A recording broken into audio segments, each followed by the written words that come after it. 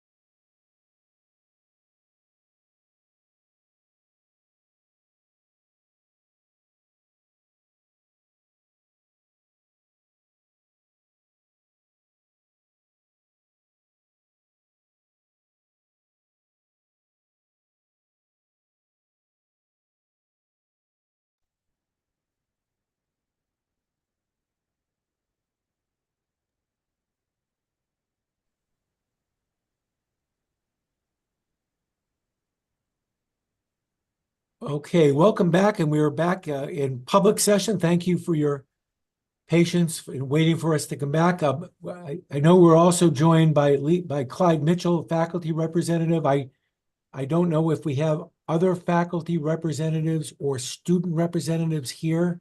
If we do, could you please let us know, and we'll welcome you. But not seeing any. All right, we'll move ahead now with our public agenda. The first item and major item for today is discussion of the updated proposed University of Maine system operating budget and student charges. And we will hopefully have a committee vote at the end of this discussion. So I'll turn this over to the Vice Chancellor Lowe. Thank you, Mr. Chair. I am excited to be here to be presenting for your approval the FY25 UMS operating budget. It is an approximately $650 million expense budget that reflects a lot of hard work and a lot of difficult choices. Without exception, each of our institutions has really done an outstanding job getting us to this point. As I've mentioned to some of you previously, this budget represents for the first time in a decade a balanced budget at all of our campuses without the use of system reserves. Again, more than a decade of consistent transfers. This is a first. It's also the first time since 2014 that the University of Maine at Farmington has presented a balanced budget to trustees. And as a standalone institution in the system, it's the first time that Maine Law has presented a budget. So we have made significant progress. We still have more work to do. We need to get to the point where we're not just balancing our budgets, but we're having conversations about what we need to make investments in each of our institutions. But this budget does reflect progress. I'm excited about that progress. I'm excited about the work that we've done to date. And I'm already looking forward to the FY26 budget, which will just start in what will just be a few weeks from now. So with that, let me get into the details of my presentation.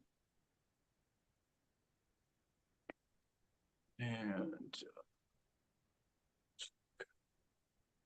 there we go. And then just bear with me as I work through this. Lots of notes sitting here in front of me. So again, as all of you know by now, this is a year-round budget process. Spend the first part of the year, again, that will start up in just a few weeks, working on those big assumptions that, that you've seen consistently across all of the budgets, compensation, benefit rates, things like that. We move into that campus budget development phase from October out through February, lots of campus forums, lots of internal meetings. It's quite frankly, it's where the real work gets done as we work our way through this process. Budgets were due in February. I thank some of you who participated in some of those early conversations in February as we started to pull these budgets together for prime time. This committee again met in late March for our first reading. We met again in mid-April to hold a workshop. Looking for a vote today, and then ultimately we'll be in front of the full Board of Trustees in just a few weeks, hopefully for budget approval. Talk about some of the budget pressures in this budget. They're ones that you're going to be familiar with. Credit hour generation. I phrase it here as really the lack of growth in credit hour generation as being a pressure. The reality is that credit hours being flat from 24 to 25 is actually a sign, again, of progress. Those of you that have seen my prior presentation, I consistently, over the last couple of years, have celebrated 2% and 3% declines. Prior to that, it was consistent 5% and 6% declines. And so, again, it's all a sign of progress that we're making as we work our way through this. Certainly, one of the challenges that we've seen since we come out of the COVID pandemic has been the impact on occupancy rates, especially at our smaller campuses, but not exclusively at the smaller campuses.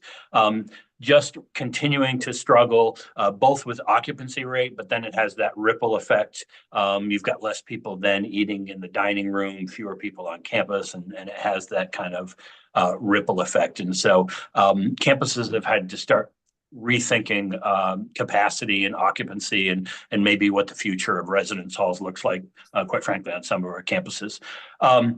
No surprise, we continue to struggle. We have challenges, labor shortages. It's not unusual for a position to be vacant for months while we look for someone, wage pressures, just the challenges you would expect in attracting and retaining employees in this economy.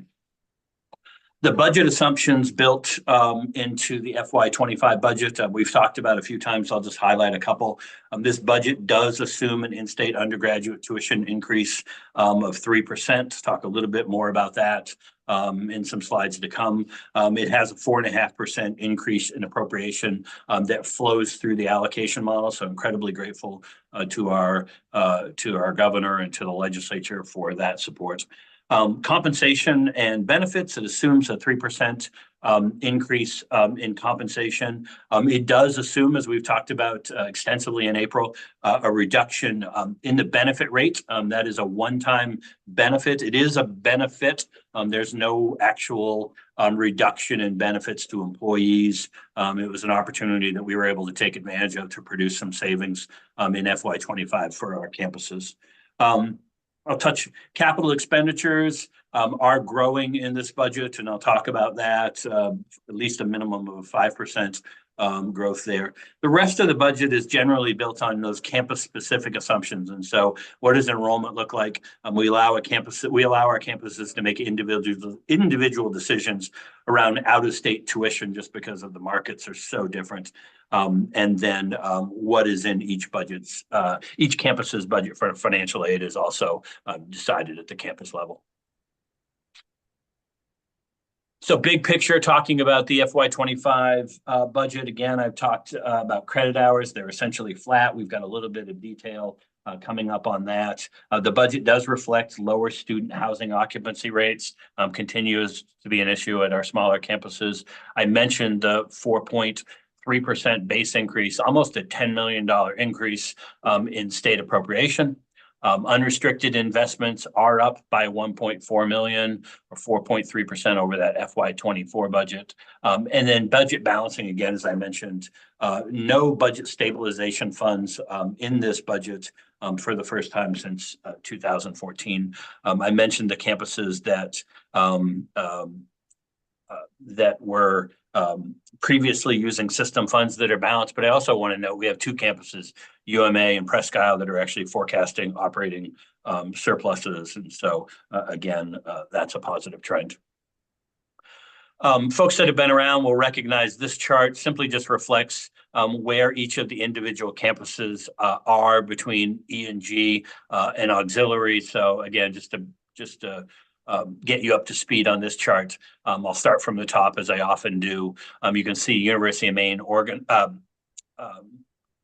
E&G budget with a deficit of 4.8 million. They're forecasting a slightly positive result on auxiliary, results in an overall deficit of 4.7 million. They would transfer in campus reserves of 4.8 to get them to a balanced E&G budget. Again, it's worth mentioning, the University of Maine came to you a couple of years ago with a 3-year plan to get back to a balanced budget, to get back to balancing revenues and expenses. So this plan here is completely consistent with what you approved last year. At UMA, you see forecasting an E&G surplus, modest deficit on the auxiliary side, resulting in a surplus. And you can see the math down through there. I won't read through the charts, but again, want to emphasize those positive numbers that you see at UMA, the positive numbers that you see at Fort Kent, and quite frankly, all the zeros that you see over on the right side reflecting a balanced budget. As a reminder, governance and university services, we forecasted a deficit in that line because we had excess funds from a previous fiscal year. And so we'll use that previous balance to bring that $500,000 deficit to zero. That allowed us to essentially, when we factored in our chargebacks to the campuses, it allowed us to pass on that $500,000 savings to the campuses. So that was positive. So all of this collectively, again, you can see ENG about 1.5 million in the whole collectively, auxiliary about 880,000, 2.4 overall. You see the campus reserves that are coming in, the system reserves results in a $2.9 million positive number to the far right. And again, you'll see that number pop up a little bit later when I get into the detailed ENG and auxiliary spreadsheets. But let me keep flowing through this. Budget Stabilization Fund, again, as we've talked about in this budget a number of times, really meant to address significant budget challenges at a campus. We had one transfer in FY20, actually two transfers in FY24 budget that were approved by trustees. One at the University of Maine at Fort Kent of $500,000 that you see here. A second one at Presque Isle that was approved for a little over $200,000 that ultimately the campus came back to us and told us it wasn't necessary. So those are the best kind of messages you can get. Gives us a projected balance as of now in the Budget Stabilization Fund of about 4.5 million. Again, we transfer excess temporary investment income at the end of the year. So currently that is trending positive, up by about 12 million through this point in the fiscal year. Sometime after the fiscal year closes, we'll work with the chancellor and come back and give you a recommendation on what we think we should transfer in additional resources into the Budget Stabilization Fund. Couple of slides just showing you state appropriation. Again, what you see here is flat for a number of years from FY12 up through FY18 or FY17, largely flat for all of those years. And then we've been fortunate to receive some pretty decent increases in recent years, up about 31% over the last 8 fiscal years. Gives us an all-in appropriation, if you do include MEIF and debt service, of nearly 280 million in state support that we are obviously incredibly grateful for. The chart here shows you those same appropriation numbers, but adjusted for CPI. So again, this was really a priority for some of our trustees in 2015, 16, 17, who consistently were seeing us lose value, lose buying power. And so we started including this slide in presentations. Again, although still a gap, you can see that gap narrowing just a little bit in recent years as appropriations have increased to 3% and 4%. Maine Economic Improvement Fund, about $22 million in distributions between UMaine, USM, and then you see a couple of sources of MEIF specifically targeted to small campuses. Again, a reminder, the Small Campus Initiative is a statutory requirement that not only includes our campuses, but also allows Maine Maritime Academy to submit proposals and compete for that pool of dollars as well. Huge accolades to the University of Maine and the support that they provide for this initiative, including Jason Charland and his support that they do around the Small Campus Initiative. Big thanks to President Farini Mundy and for Sam Warren for the advocacy they've done at the legislature. For some of you former members of the Appropriations Committee will remember that the MEIF was stuck at about 17.3 million forever for a number of years, just completely flat appropriation. And that, quite frankly, was a victory at the time as other state appropriations were going down. But Sam and the president made strong arguments for additional resources, and we've been fortunate that piece of the pie there has grown. This is enrollment that I've mentioned. Again, the theme of this slide is really flat credit hour growth, flat in-state largely, flat out-of-state for the most part, as you can see there.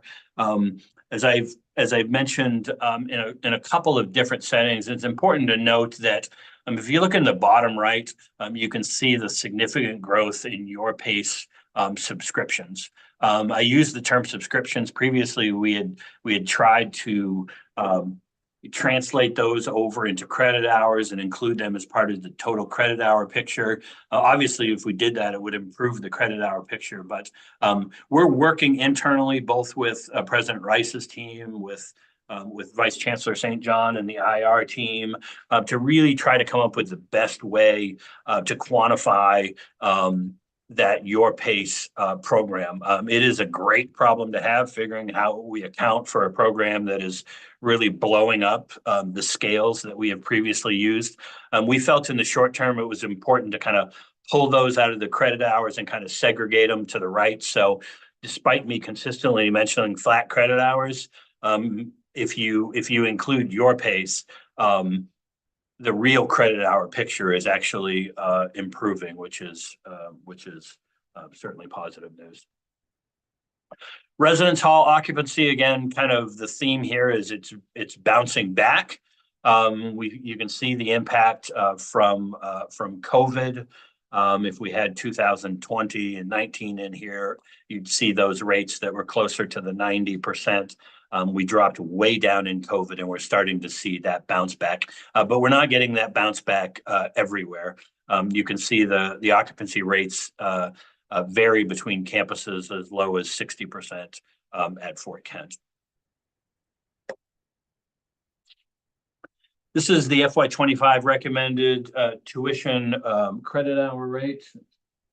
Time check here. Okay. Again, I've mentioned the 3% in-state increase. The percentages, if you're looking here, they tend to vary just a little bit because of rounding. We don't do credit hour rates in pennies and dimes and quarters, and so sometimes there's a rounding piece there. Out-of-state increases were largely consistent with that 3% theme, and you can see the same information on the graduate side. Last year or maybe 2 years ago, then Chair Riley's requesting, then the chair of the FFT committee, we started to add in a little bit more information around the tuition piece to really give you that complete picture of the total student cost. And so include a couple of additional slides that are in here. Differential tuition. We've had differential tuition for a number of years. It's consistently been part of this budget process. Typically, what we would do, though, is we would show up and we would say, here are the 3 differential proposals that we're suggesting this year. What we really tried to do this year and worked with, again, Vice Chancellor St. John and others was really to give you full transparency. Here is all of the differential tuitions, some that previously existed, some that were new. Again, the concept here is really to align the cost of education more closely with the actual expense of delivering some of these specialized programs. It means that, again, in some of these programs, we're going to have the appropriate equipment and the appropriate supplies without overburdening other academic units. That's the concept here for some of these high cost programs. And so, again, I won't go through all of these, but you see the proposals here from the various campuses. Yes. Ryan, I'm sorry, can I add something? Can you go back to the main slide for differential tuition? I just wanted to mention to the trustees that I've been in chats with UMaine, and we are going to need to update this slide for the next round, specifically the undergraduate differential tuition. You'll notice that they stopped charging it per semester, but we need to include what that charge is per credit hour. So there will be a couple of changes to this slide when it goes before the board for a final presentation. Thanks, Miriam. Mandatory fees are part of the budget approval process as well. So again, I won't walk through all of these. You see the increases on average, they end up being about $166 on the undergraduate side, about $450 over on the graduate side. They do vary by campus, as you can see.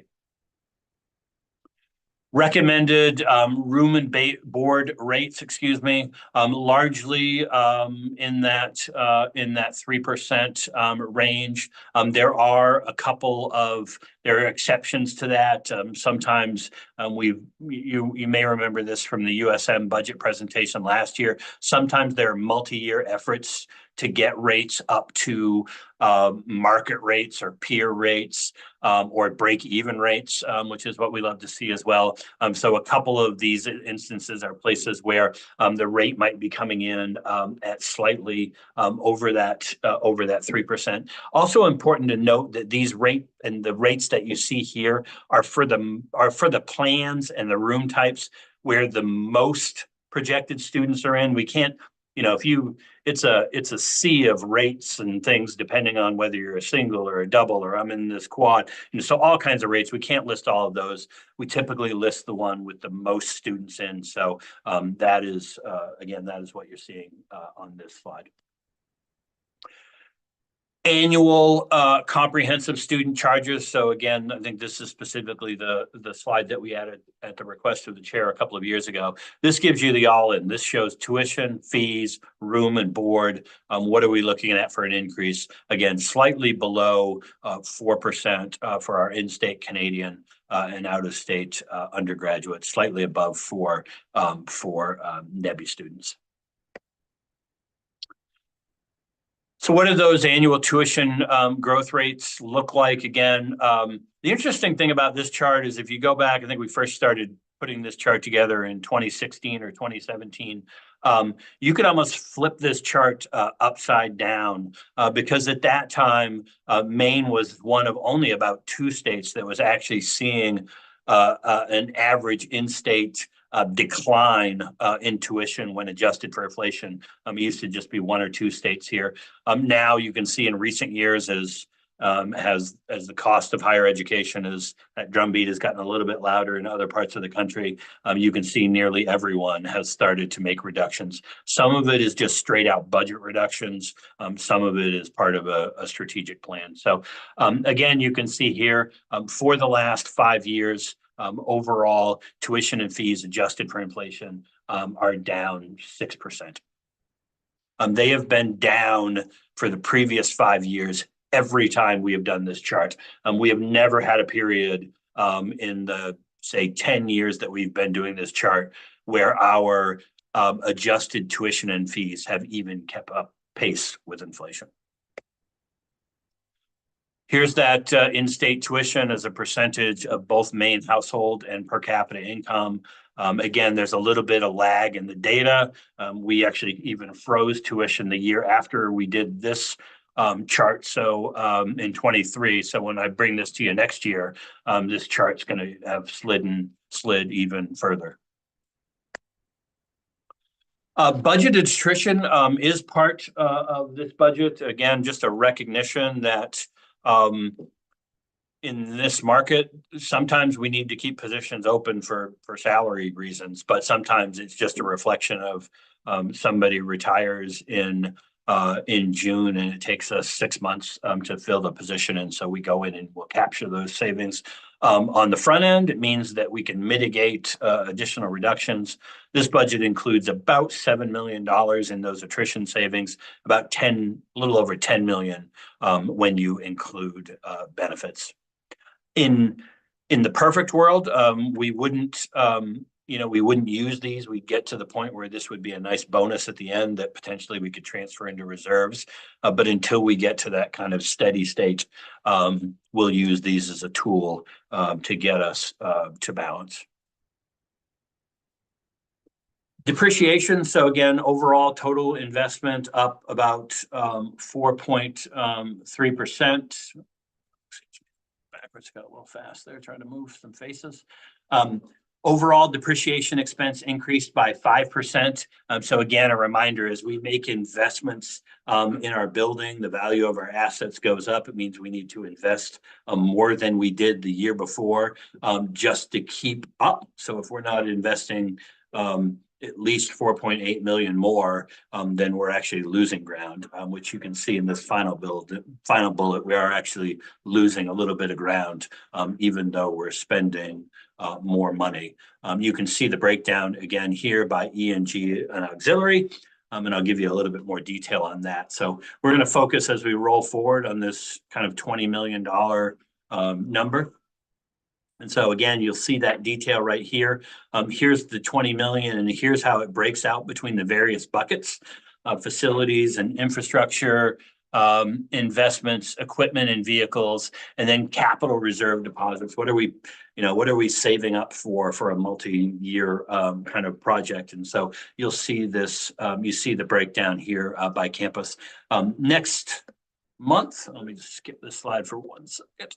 Next month, just to jump ahead, Nate Harris is going to be back, and he's going to talk about the one-year capital plan in a little bit more detail. And so Nate will, for instance, show you exactly what the $7,722,860,000 worth of facility and infrastructure projects at UMaine and Machias.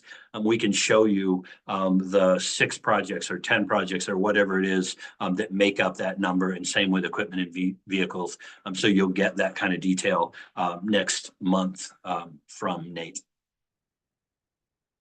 If you look here, so again, this is focusing in on the operating funds. So maybe not necessarily, what are we getting in a renovation bond or a congressional earmark or something like that, but just those dollars that we have in-house, as Nate notes here. It's usually about 10% of our capital plan. It is about 14.7 million. So again, I mentioned that $20 million number, but you can see if you're just focusing on what are the campus projects, it's this $14.6 million figure. So again, this is how that 14.6, 14.7 breaks out, roughly half of it going into renovation. And you can see the other slices of the pie. Again, more to come on this one. This is how it breaks out by category between systems, envelope, utilities, grounds, renovation, and so on. Again, you can see no new space as part of this FY 2025 proposal. And just getting down to my last couple of slides. Again, what you're going to see is Nate will be back, as we was last year in June, to talk more about FY 25 one-year capital plan. And then as we did this year, we'll spend more time talking about the 5-year plan as well. Last slide I had in here, and I added it in. This was part of the April, it was part of the original March submission, part of the April focus. We spent a little bit of time talking about the system office budget and shared services budget and governance, but we also spent some time talking about university services unallocated. And so I want to come back to this one because I know there was a couple of questions about this. So as a reminder, one of the decisions that the trustees made when we moved to the new funding model was that they wanted to take some percentage off the top because they wanted a bucket of resources for these initiatives that weren't necessary, that were more system focused. We want to do system-wide marketing. How are we going to do that? Where are we going to get the resources? We could go out and we could charge all of the campuses for that. That didn't feel like it made sense because it didn't feel like the campuses were in a position where they had additional resources. So how are we going to do that? How are we going to stretch? How are we going to do these things that stretch across campus borders? The decision was anytime we get new appropriation, we're going to take a piece off the top. And so what this chart here represents is a combination of those initiatives that were funded from that those strategic resources, that percentage that came off the top, or they were funded by, as you see in those first 4 items, something where the legislature said, hey, here's some money, go do A, B, C, or D. We don't have the option to spend it on E.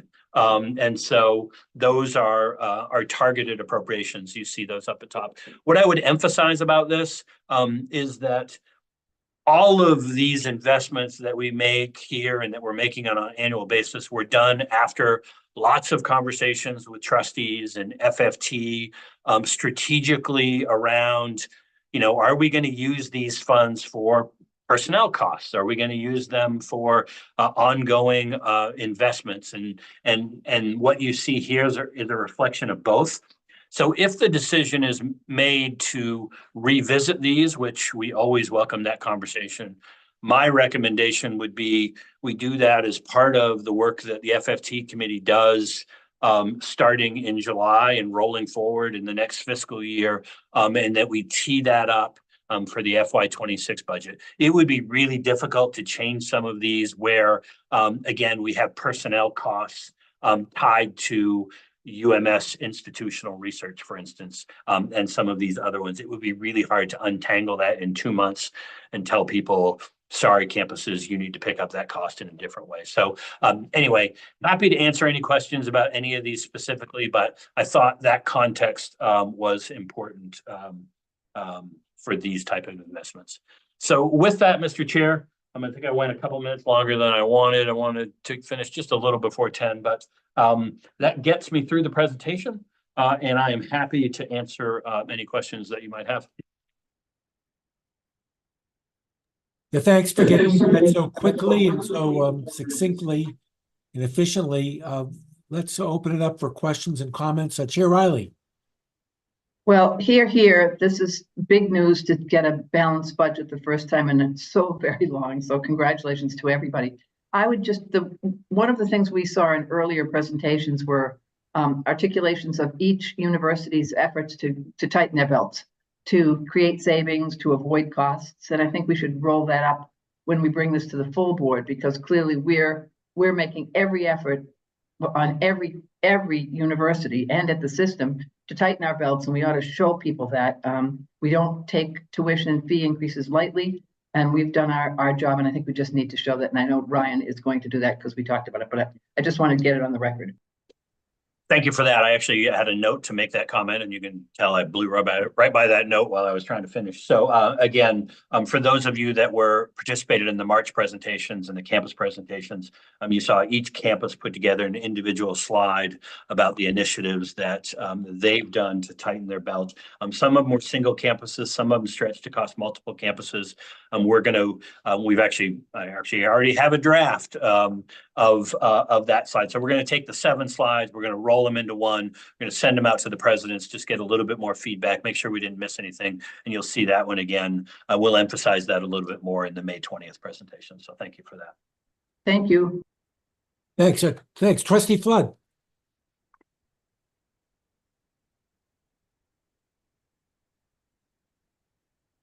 You're on mute. There we go. Thank There you. And thank you, Ryan, very much. This is great to listen to. I had a question, Ryan, about the benefit rule change. It's not a deep question, but it's one that I know we had a unique opportunity, or kind of required to make a kind of a benefit rate change because of the way we were now categorizing things through our new system. But my recollection was that there was somehow there's going to be a plus to us in this current fiscal year, upcoming fiscal year. But there's like a 2-year lag of over collecting and collecting to match up with the federal rate for benefits. We're going to be in the upcoming year benefiting from that. My question was, is there a equal and opposite effect of that in a year or two down the road when there's no free lunch?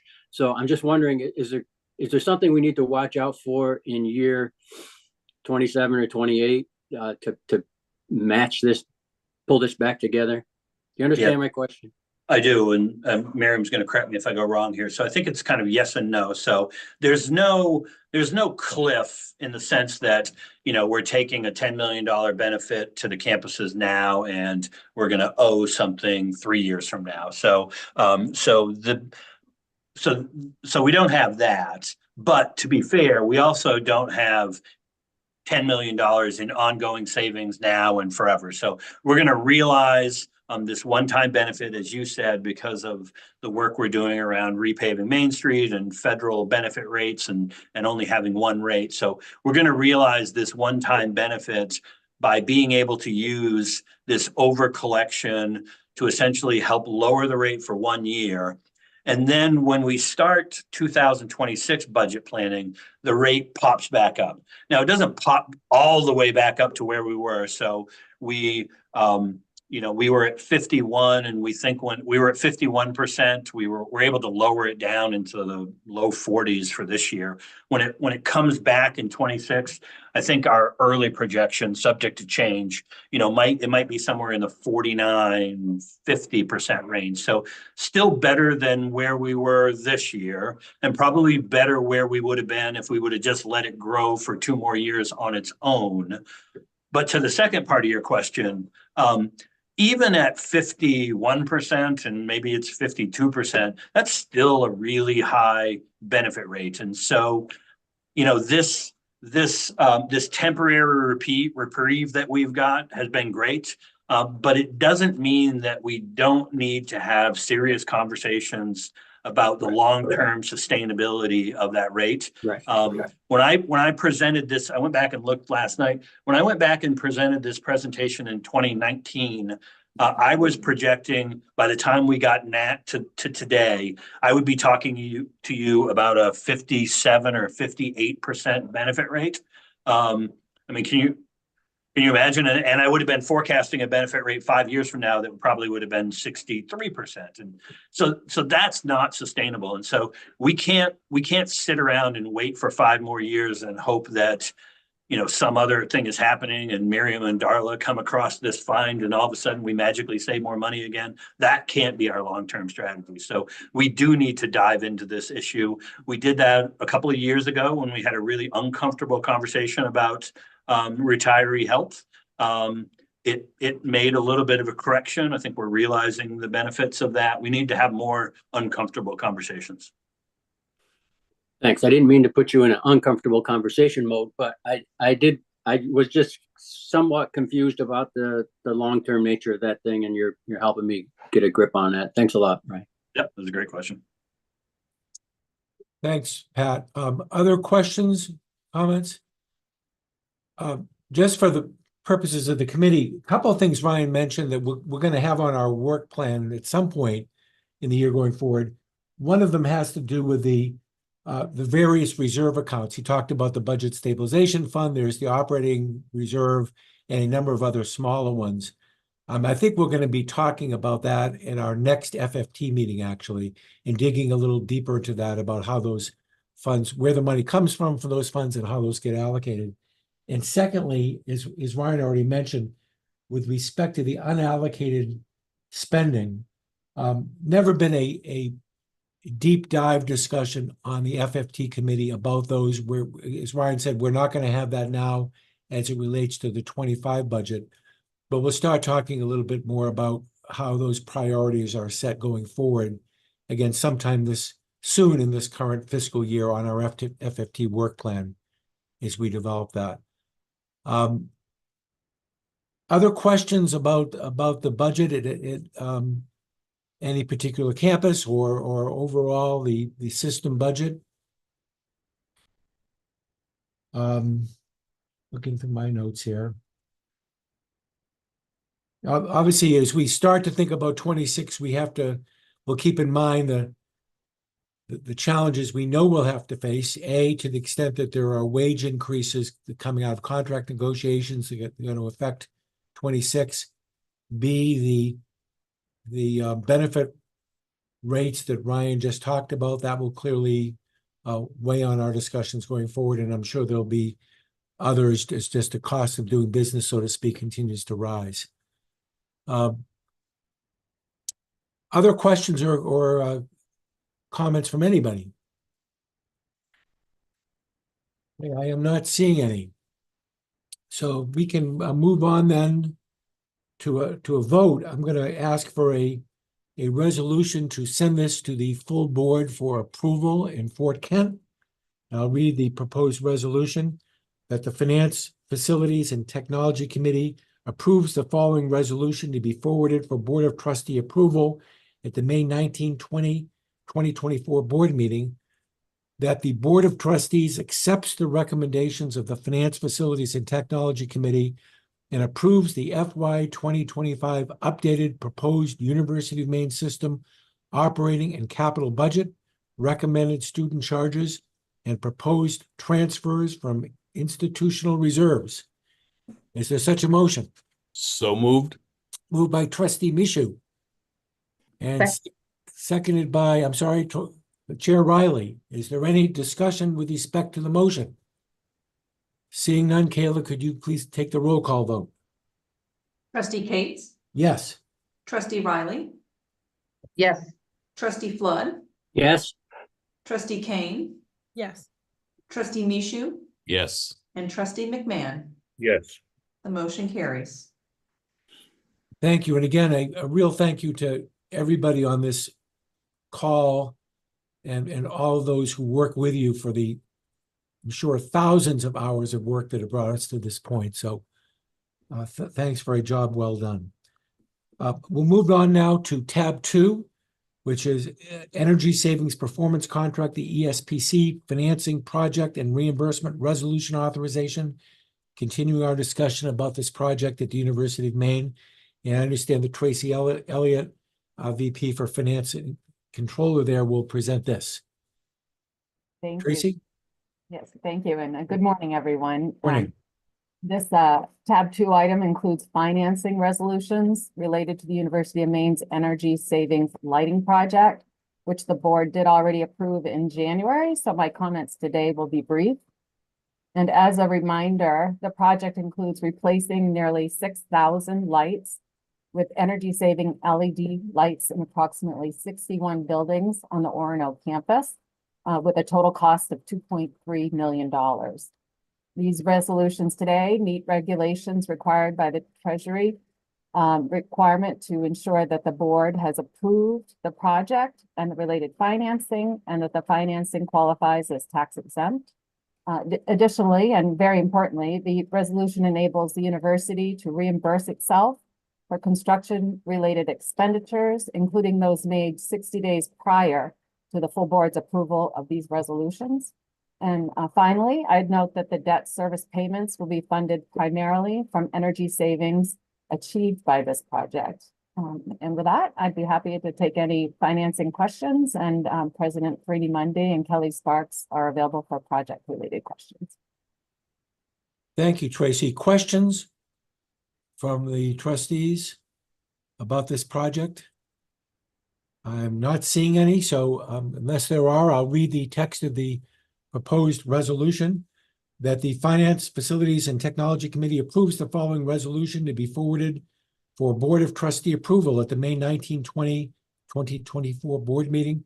That the Board of Trustees accepts the recommendation of the Finance, Facilities, and Technology Committee and approves the financing ESPC project and reimbursement of project expenditures resolution to authorize the University of Maine system acting through the University of Maine to fund an ESPC project implementing energy conservation measures related to approximately 61 campus buildings with a project total of up to $2.3 million using financing with a maximum principal amount of debt of $2.3 million.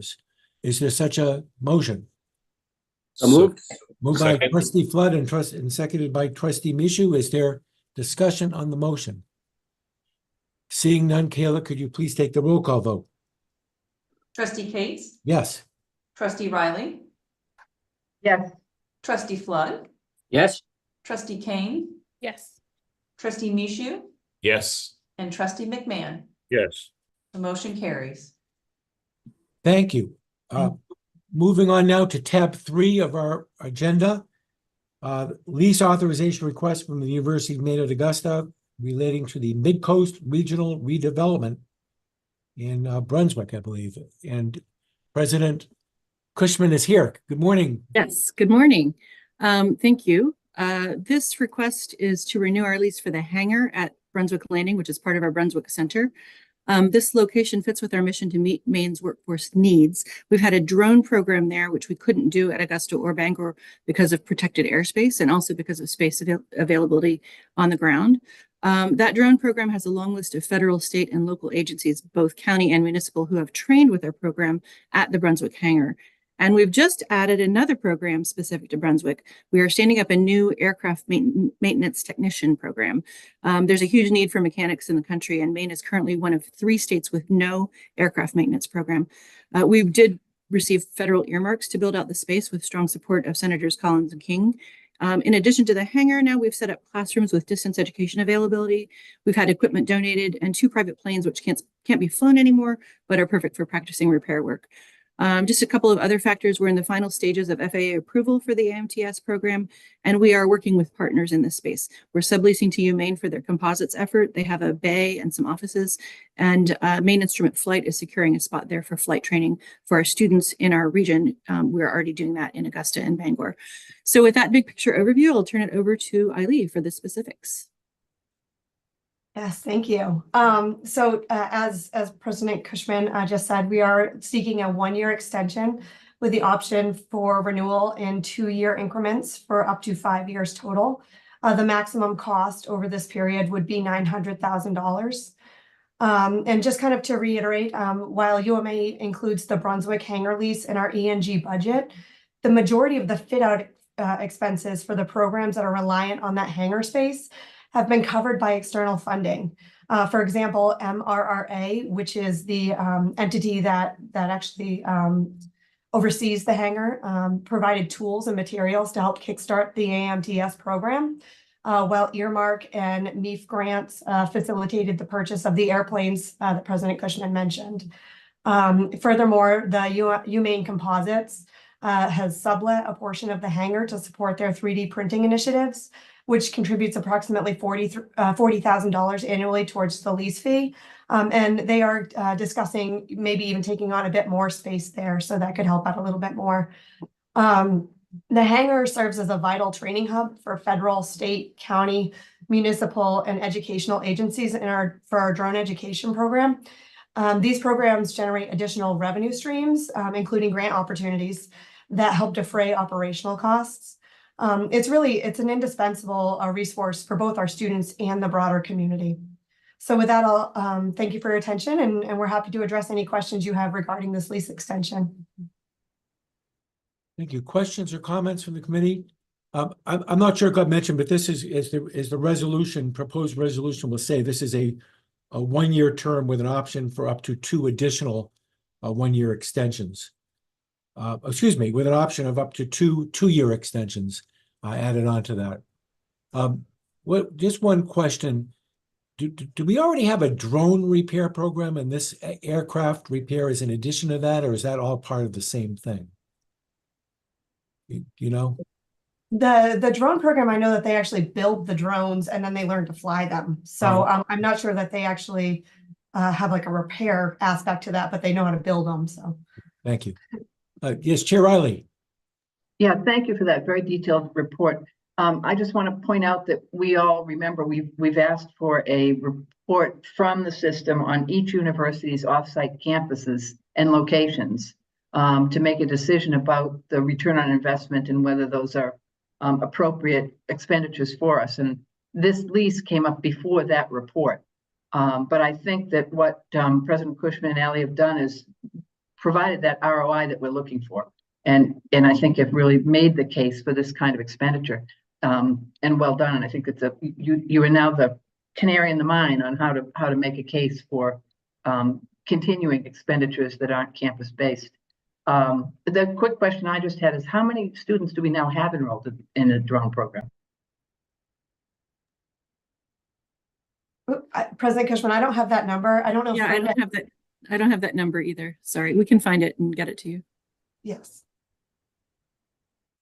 Thank you. Other questions or comments about this proposal? Seeing none, let me read the text of the proposed resolution that the Finance, Facilities, and Technology Committee approves the following resolution to be forwarded for Board of Trustee approval at the May 19, 2024 board meeting. That the Board of Trustees approves the recommendation of the Finance, Facilities, and Technology Committee and authorizes the University of Maine system, acting through the University of Maine at Augusta, to enter into a lease of 18,839 square feet with the Mid-Coast Regional Redevelopment Authority.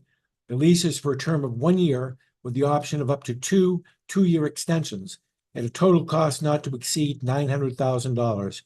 All final terms and conditions subject to review and approval of the University of Maine System Treasurer and General Counsel. Is there such a motion? So moved. By trustee Mishu and Second. seconded by trustee Kane. Thank you. Is there discussion on the motion? Seeing none, Kayla, could you please take the roll call vote? Trustee Cates, Yes.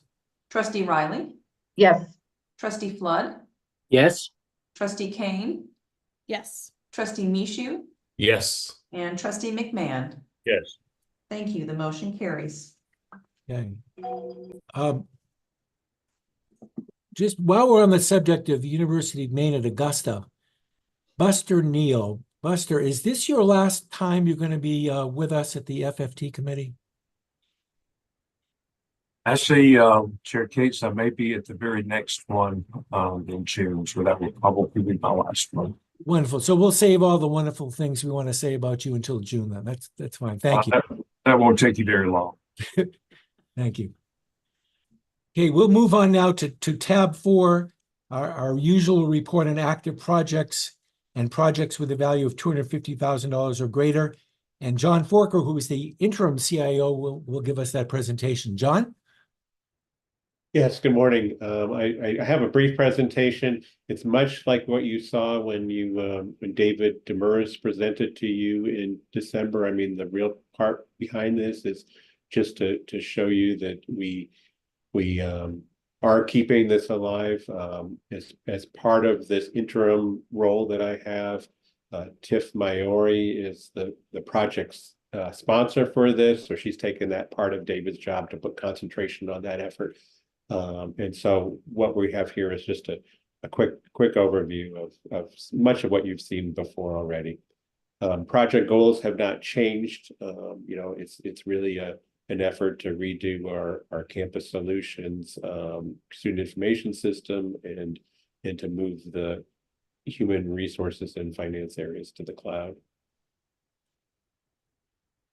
Some project status changes here. Of course, we're moving forward on this. We're trying, our role is not to make the just strategic changes so much as just making sure that the project keeps going.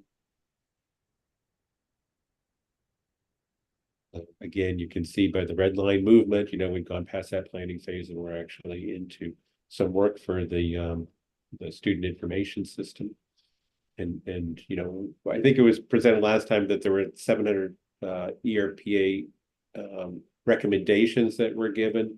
Now we've begun to implement those priority 1 recommendations, those things that had the low cost and highest benefit. So we're moving forward on campus solutions. Some, the risks are the same, except we've looked at this in some of the areas that we wanted to look forward or present stronger on is that last bullet, which just states that we're recognizing that the world is changing around us, and that's taking time to integrate different capabilities that change along with this project as it moves forward. Next steps are in accordance with the project plan. I won't go over those in detail for sake of time. On the HR and finance side, again, we're moving along. This is the timeline as David had recommended adjusting in the last meeting in February where he presented. You can see, the HCM, human capital management, HR side of it is split into 2 parts. And the first part of those is the recruiting application, which is going to replace the higher touch application that we're currently using. That's still scheduled to go live on July 1st.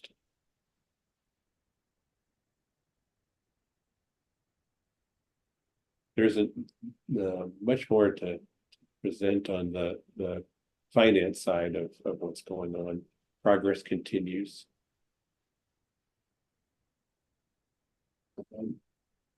These risks really represent actions that we need to take to keep things on track. And we're in meetings nearly daily on this, different stakeholders. But we've been keeping Ryan Lowe abreast of this and are working what we can diligently to move things along and to clear these risks that are in the way.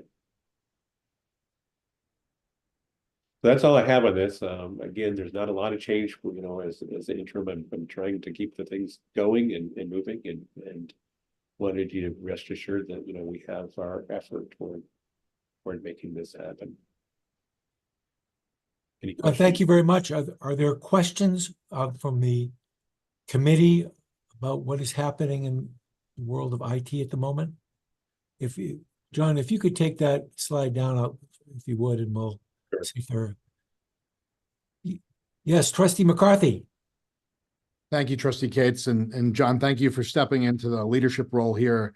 I just want to go back to the project risks, and maybe you could give a little more background on the limitations of the current technical environment and the combination of that of what's changing in the external world and how is that playing out? Because obviously external world and IT is changing by the month right now, and so you would love to understand more about how you're thinking about those two risks. Oh, certainly. I mean, like, for instance, you've heard about the FAFSA changes that have happening, which has really impacted financial aid.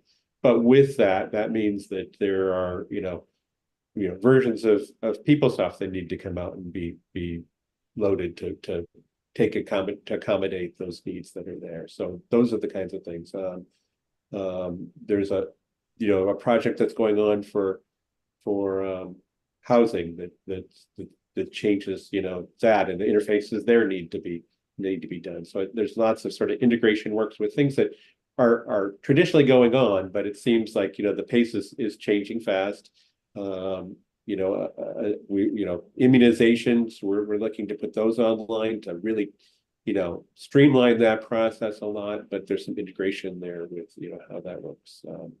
So those are just some examples, but there are changes that are bound to part of it is just the different versions of software come out. Others might be like I said, the things that happen nationally, like the financial aid or new implementations of software. So that's just something that we put focus on because we know that we don't want to divert people's time away from the project, but it takes time. So you have to sort of schedule that in and figure out what we can do to make things work the best we can. Okay, appreciate that. Sure. Thanks. Other questions for John? I am not seeing anyway. So John, thanks for your leadership and the report, and we'll move on to the next agenda item, which is the core financial ratios that we talked about earlier, that Ryan described earlier. We're going to dig into that a little bit more now. Ryan? Okay. Thank you, Mr. Chair. Just need just a couple of seconds to pull up my core financial ratio presentation.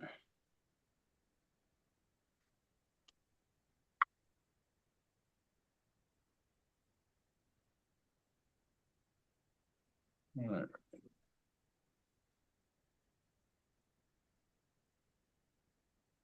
Apologies. Look around here somewhere. Core financial ratios. There we go. Okay, share screen.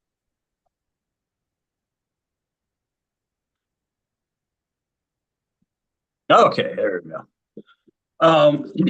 So excited, I know you are as well, to hear about core financial ratios. I say that half jokingly. I mean, this is a fabulous tool that we have had since we have been tracking since pre-2010. It was developed by KPMG and some consulting firms back in the 70s. It's a great tool because it allows you one to compare against peers. There's not always this easy opportunity to compare higher ed institutions, and so that fiscal health of financial ed of higher ed institutions, and so this is a great tool for that. The other great thing about this and the way we use the data is that it allows you to see trends over time. So when we start talking about the composite financial index through these, you can see the story of a university over a 10 or 11 year period just by looking at the ups and downs of the ratio. So it's a really good tool. So to get at it, what are we measuring? And so we're measuring 4 different ratios.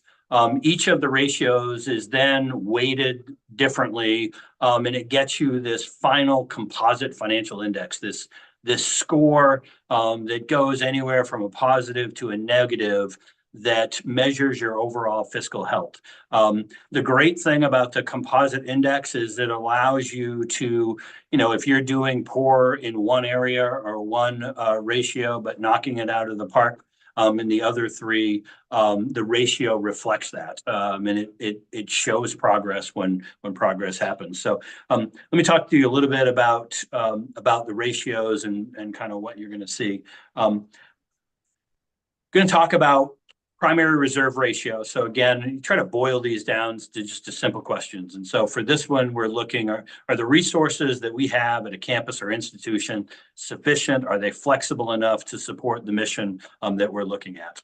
I'll work my way around left to right. Do the operating results indicate the institution is living within available resources? So are revenues and expenses being balanced out?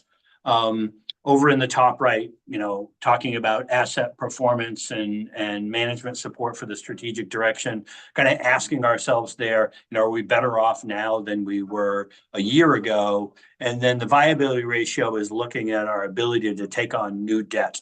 Are we in a position as a campus, an institution, where we can invest in ourselves? And so you ask all 4 of those questions, the finances will tell you different answers, and they'll roll up into this single score. We talk about what's going to influence some of these numbers that you're going to see. Big influencers are things like market returns. We have a really good year where we knock it out of the park in investment returns. It's going to improve the system numbers substantially, which is going to lift the system. It's going to improve endowment returns largely at UMaine and USM, which will in turn lift up overall numbers. The impact on reserves are going to impact these. So just the opposite effect. If you're spending down reserves, it's going to hurt primary reserve ratio. Presumably you're spending down reserves because you're not balancing revenues and expenses. So that's going to impact maybe your net operating revenues. You're stretched a little thin, so maybe you can't borrow as much. So it has this kind of compounding impact. The less campuses have reserves, the more difficult it is to have a high composite financial index.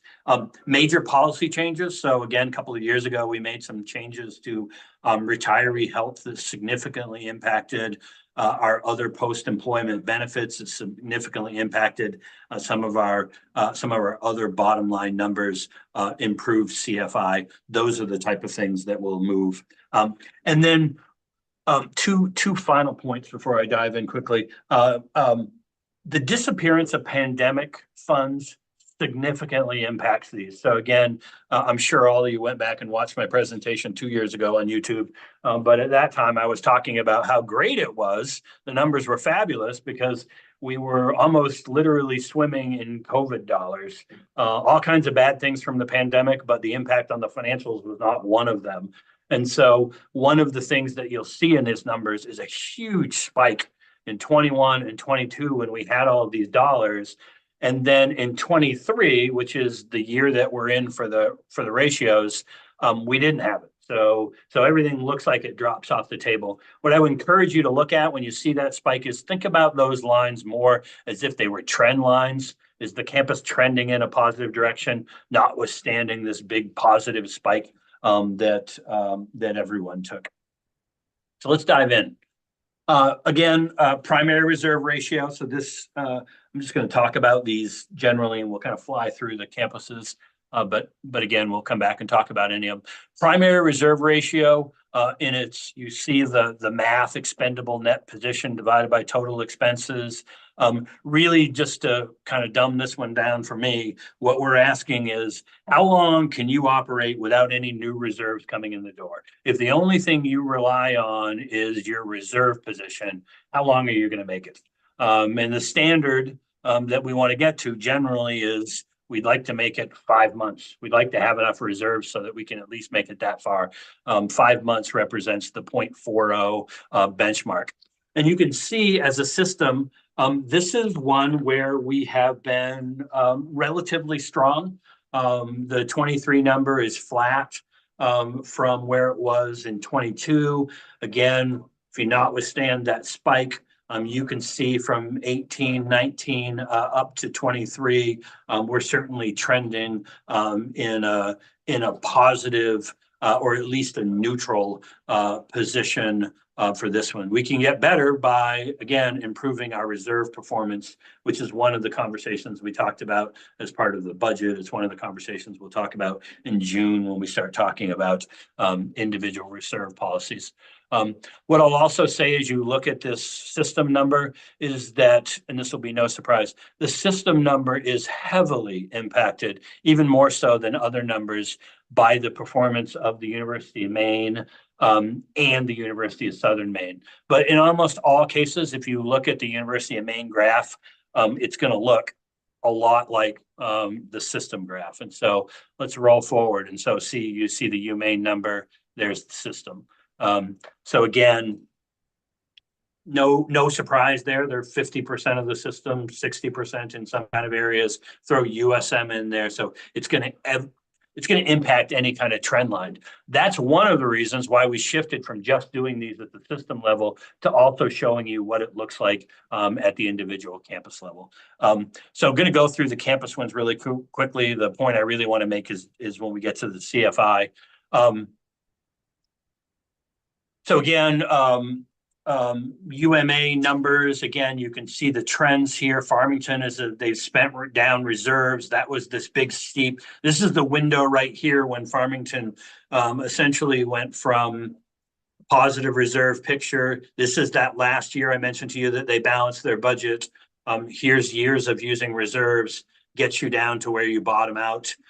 You can see again the positive trend since 2020 going on there, but still challenges there, no reserves, and so it's a difficult ratio there. Fort Kent, again positive, trending just a little bit down. As campuses have used reserves in the last couple of years, it's one of the reasons why you see the ratio starting to dip down a little bit. That was not the case at Presque Isle, and so you see that one kind of leveling off there.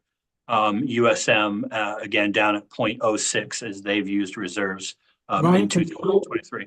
Can I Yes, interrupt you, just ask a question? Could you just go back one slide? Just maybe other people have this question too. This is just an example, picking USM as an example. So it's 0.06. What does that number mean?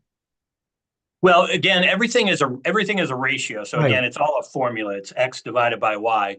And so in this case, the suggestion is if you're at 0.4, that means that you've got essentially 5 months worth of reserves you can operate on. If you're down here at 0, it likely means that you have no reserves. Okay. And we have some campuses that have negative reserves. And so you would see that, on the other side of 0. So it's not, so 6 months is not 0.6, it's something. Correct. But okay, yep, thanks. Yep. So we get to net operating revenue, and I'm going to speed up so I make sure I can get through this in time and get us to the CFI piece before the clock strikes 11. Net operating revenue, so you see the formula there, but again, the question's right there in the middle. Are you living within your available resources? Are we balancing out our revenues and expenses and not relying so much on things like one-time resources or one-time funds? This ratio is heavily impacted by things like enrollment. It's heavily impacted by things like state and federal money. Think COVID money. It's also impacted by heavily by endowment returns. So this is the system number. Again, huge spike for COVID. Again, we've had some campuses spending down a little bit of reserves. This number is heavily impacted by what you see right here, which is the University of Maine number. Again, I mentioned net operating revenues heavily impacted by enrollment. If you look at FY23 compared to FY22, and those of you that have participated in these budget discussions for a couple of years, you'll recall President Farini-Mundy and others talking about this large graduating class that UMaine had just a couple of years ago. And those are great when they're working the way through kind of the pipeline. But when that class graduates, if they're replaced by the more typical size, you typically end up with these big spikes. And so you saw in the budget presentation over the last couple of years, you saw a large reduction in credit hours at UMaine because that large class was graduating. Well, this is where it shows up on the impact on net operating revenues. In this particular year, tuition and fee revenue at UMaine was down 10 million from where it was in the previous year. And that's what results in that significant drop. It also results in a significant drop at the system level. So I'm going to scroll through a couple of campuses. I will stop. I'd like to highlight the ones that are going against the trend. So we're going to pause here at Presque Isle. So again, for Presque Isle, in this particular year, opposite of UMaine, so a $1 million increase in tuition and fee revenue, $1 million less in expenses than in the previous year, and the campus didn't rely heavily on COVID dollars.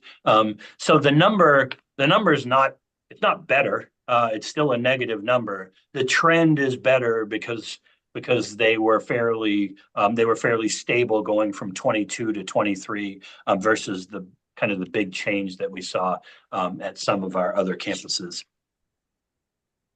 So let me shift to return on net position.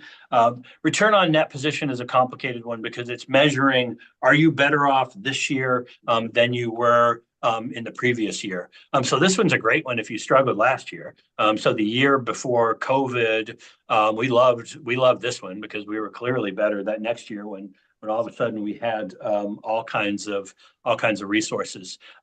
So the number at the system level is going up. It's going up because we had improved results at Farmington.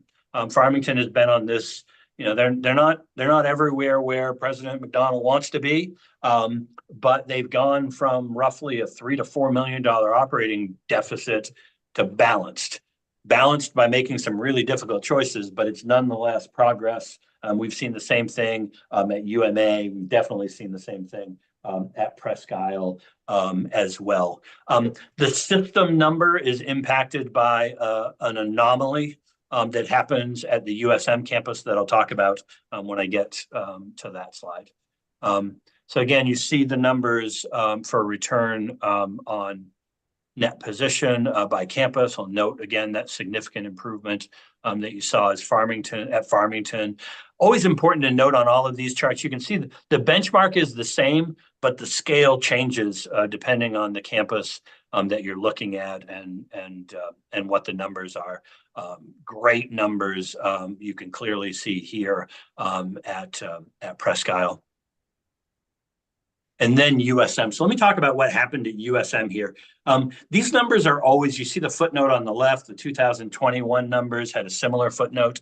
These numbers are always subject to revision based on things like accounting standards changing or weird anomalies happening. And some of you who were with me in state government may remember that we had these occasional one-day borrowing provisions in the budget where, you know, we balanced the budget over the 2-year period, but we had a deficit at the end of the first year of 10 million. And so at midnight, we would do 11:59, we do this transfer in, and then we do a transfer out a minute later, and it's this exercise that existed on paper.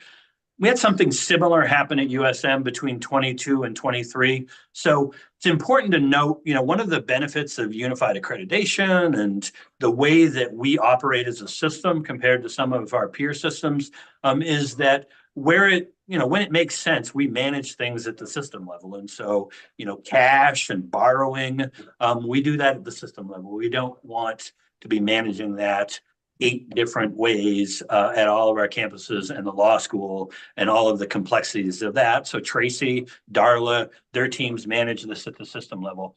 And so one of the things that we do, especially when it comes to facilities, is we'll get things like a revenue bond from the state that's going to pay for construction. And it's, let's say a couple of years ago, we got $7.5 million a year to support a $75 million revenue bond. It's not in our best interest on the day the legislature gives us that money to immediately go out and issue a revenue bond for 75 million, because we don't need the money right then, because a lot of these, you know, the legislature approves the money and we may have a campus that's ready to put a shovel in the ground in day one, and that's great. But we may have campuses that need 2 years to come up with a plan, and they've got to go to FFT and they've got to get approvals and stuff like that. So we don't issue the bonds all at the same time. So in this case, USM had a project.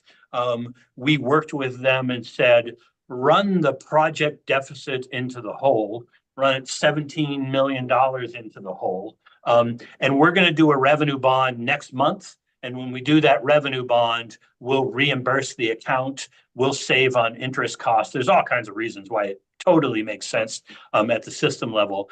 But when you put it into USM's books, we give them $17.5 million on the last day of 2022, which is why their numbers look so great in 2022. And then we took it away the next day. And so the numbers, again, remember, this category is, are you doing better than you were last year?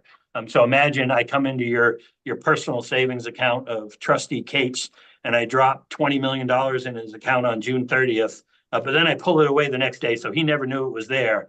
But when he goes to compare what his statement looked like at the end of last year to this year, it's obviously not in a better position. That's the phenomenon that happened here. I apologize for the complex, explanation. It totally makes sense. We will do it again if given the opportunity, because it makes sense from a system perspective. But probably going forward, what we'll do is we'll adjust the numbers on our end and show you what kind of the readjusted numbers would look like, because the return on net position is not a great number at USM. It would have been something, it would have still been a negative number, but you would have not saw this massive swing that you see here. So let me get to the last of the individual ratios, and I'll go through this really quickly, is the viability ratio. So this is just, do I have an ability, do I have the capacity to take on additional debt? Can I invest in myself as an institution?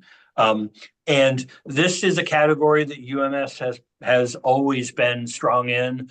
It's one of the few categories where we have almost always been above the benchmark. That is somewhat a reflection of the fact that we simply didn't have the resources to invest in ourselves. And so this is like you're struggling you're struggling financially in your personal accounts, but you've got a bunch of credit cards. So sure, you can go out and put money on your credit cards, but you probably don't have the ability to pay it back. That's why this benchmark has looked so good for so long. It's started to come down in recent years, a little bit of a modest retreat in that number, but it's only because we're investing in ourselves. We're making investments in Portland Commons, in the parking garage, in the Furlan Engineering Building, in other places across the system at Farmington. And so it's going down, but again, would note it's still above that benchmark. You're going to see similar numbers for all of our campuses. You get this big spike here. Important to note again that UMA in this case is well above the benchmark. The only reason this graph looks as dramatic as it does is you'll notice on the left, we had to take the scale all the way up to 45 last year because UMA had such a good ratio. And then they went out and made appropriate investments. They borrowed about 1.3 million for their vet tech renovations. They borrowed money for an airplane purchase. And so the ratio dropped back down to what, quite frankly, is a more realistic number. And you'll see that as I roll forward. Again, keep in mind, they were at 7.6 UMA was, so they wouldn't even appear on the scale here. So again, you see campuses here at various levels between 0 and the benchmark. Most of those campuses that have recently borrowed is why you see the ratio going down. So you've seen the individual 4 ratios. In my last 10 minutes here, let me talk about the composite financial index, because this is the one that we would suggest. It's the best single benchmark of an institution's fiscal health. It's the tool, it's the measurement that we're recommending for measuring fiscal health as part of the trustees' strategic planning process. So again, this one takes those 4 ratios, blends it into single number, gives you a more balanced view of the institution's overall fiscal health. What we've added this year is this fiscal strength indicator. And so these ratios have a benchmark. The low benchmark is 3.0. It goes all the way up to 10 is the scale. 10 is the high benchmark.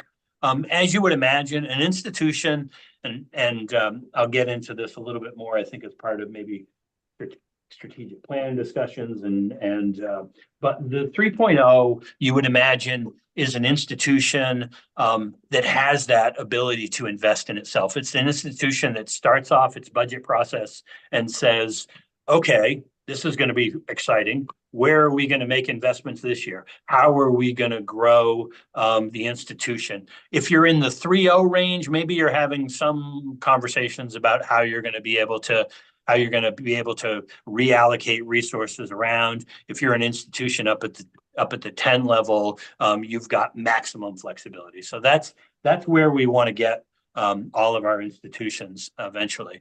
And so for those institutions, we'll assign them this green indicator. For institutions that fall between just below the benchmark, the low benchmark at 2.9 all the way to 0, we do want them to move. We want them to move to green. And so what we would ask on a going forward basis of those institutions is once a year, when we do the budget presentations, this is already part of the budget conversation. So include a slide or two and tell us when we meet in March with the FFT committee, tell us, Ray Rice and Presque Isle, how are you going to move from 2.5 to 3.0? It's a combination of balancing revenues and expenses. We're going to make a commitment to improve our reserves from where they are now to this number. It's that kind of narrative is what we would be looking for those campuses that are in the yellow. For those campuses that have a negative CFI that are below 0, we're going to look for a little bit more conversations. We're going to look to have that conversation a couple of times a year. We're going to look to have it when the fiscal year ends and we know when we get to August and we've wrapped it up. I'm gonna go to President McDonald. I'm going to go to Lori Gardner at Farmington, and I'm going to say, the fiscal year just ended. Here's how the year ended for Farmington. How do you think that is going to impact your CFI? What are your short and long-term plans to move from red to yellow? And then we'll have that conversation again a few months later when we do the budget. So we're sitting in front of the committee in March. We're going to reflect on this conversation we had in August. Have we made progress? Do we feel like the campus is doing enough, making enough progress that they're going to move up this ladder? So this is the new piece that we're adding into the mix to try to get movement in these ratios, and not just a conversation once a year, and then we move on, and I'll see you next March when we talk about the numbers again. So looking at the individual campuses, you can see the system as a whole would be in yellow. We've dropped down just a little bit from 2.7 to 1.9. Again, a reflection of some campus drops that you'll see as well. Again, important to note, the system in this case is simply a reflection of the individual campuses rolled up. It's not a separate entity. It's not a composite financial index of the chancellor's office or governance or shared services. It's simply the sum of the parts. UMA has consistently had a benchmark, been above the benchmark of 3.0. Since we've been keeping track of these, they are still above that benchmark. They are the only campus that we have that is in green this year. UMaine has dropped below the benchmark over the last couple of years.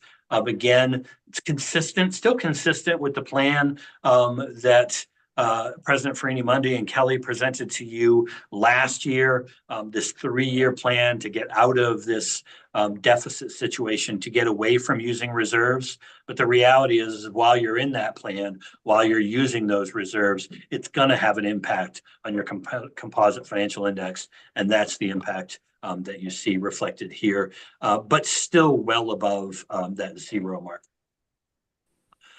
Presque Isle, again, a positive trend here, 4 consecutive years pre-pandemic with a negative CFI number.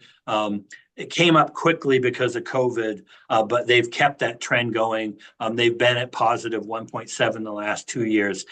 Important to note, again, these numbers don't reflect any progress that campuses made in 24 and 25. So if you think about campuses like Presque Isle, like Fort Kent, like Farmington, that have made significant progress in the last 3 years, we're not necessarily seeing that, or the last 2 years, we're not necessarily seeing that fully reflected now.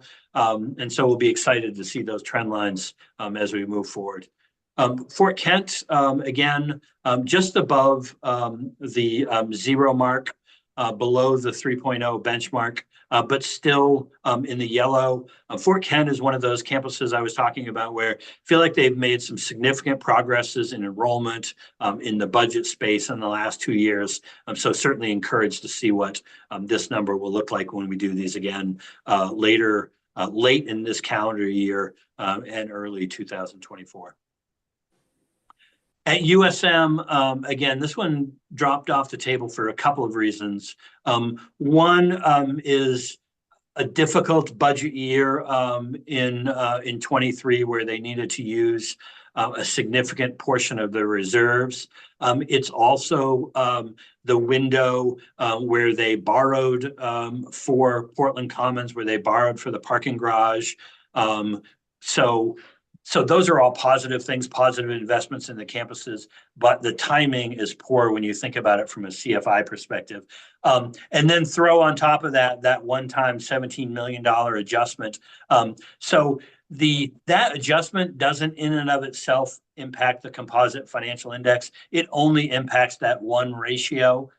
Are you doing better this year than you were last year? But to the extent that that ratio is part of the mix, it also lowers the number. So without that one-time transfer, the USM number would have still been a negative. I think it would have been negative 0.1. So still in the red, but just a slightly better picture than what you see here. Farmington, again, also in the red, also that we would be looking for a couple of reports. But again, fairly stable from that low mark that we had in 2017.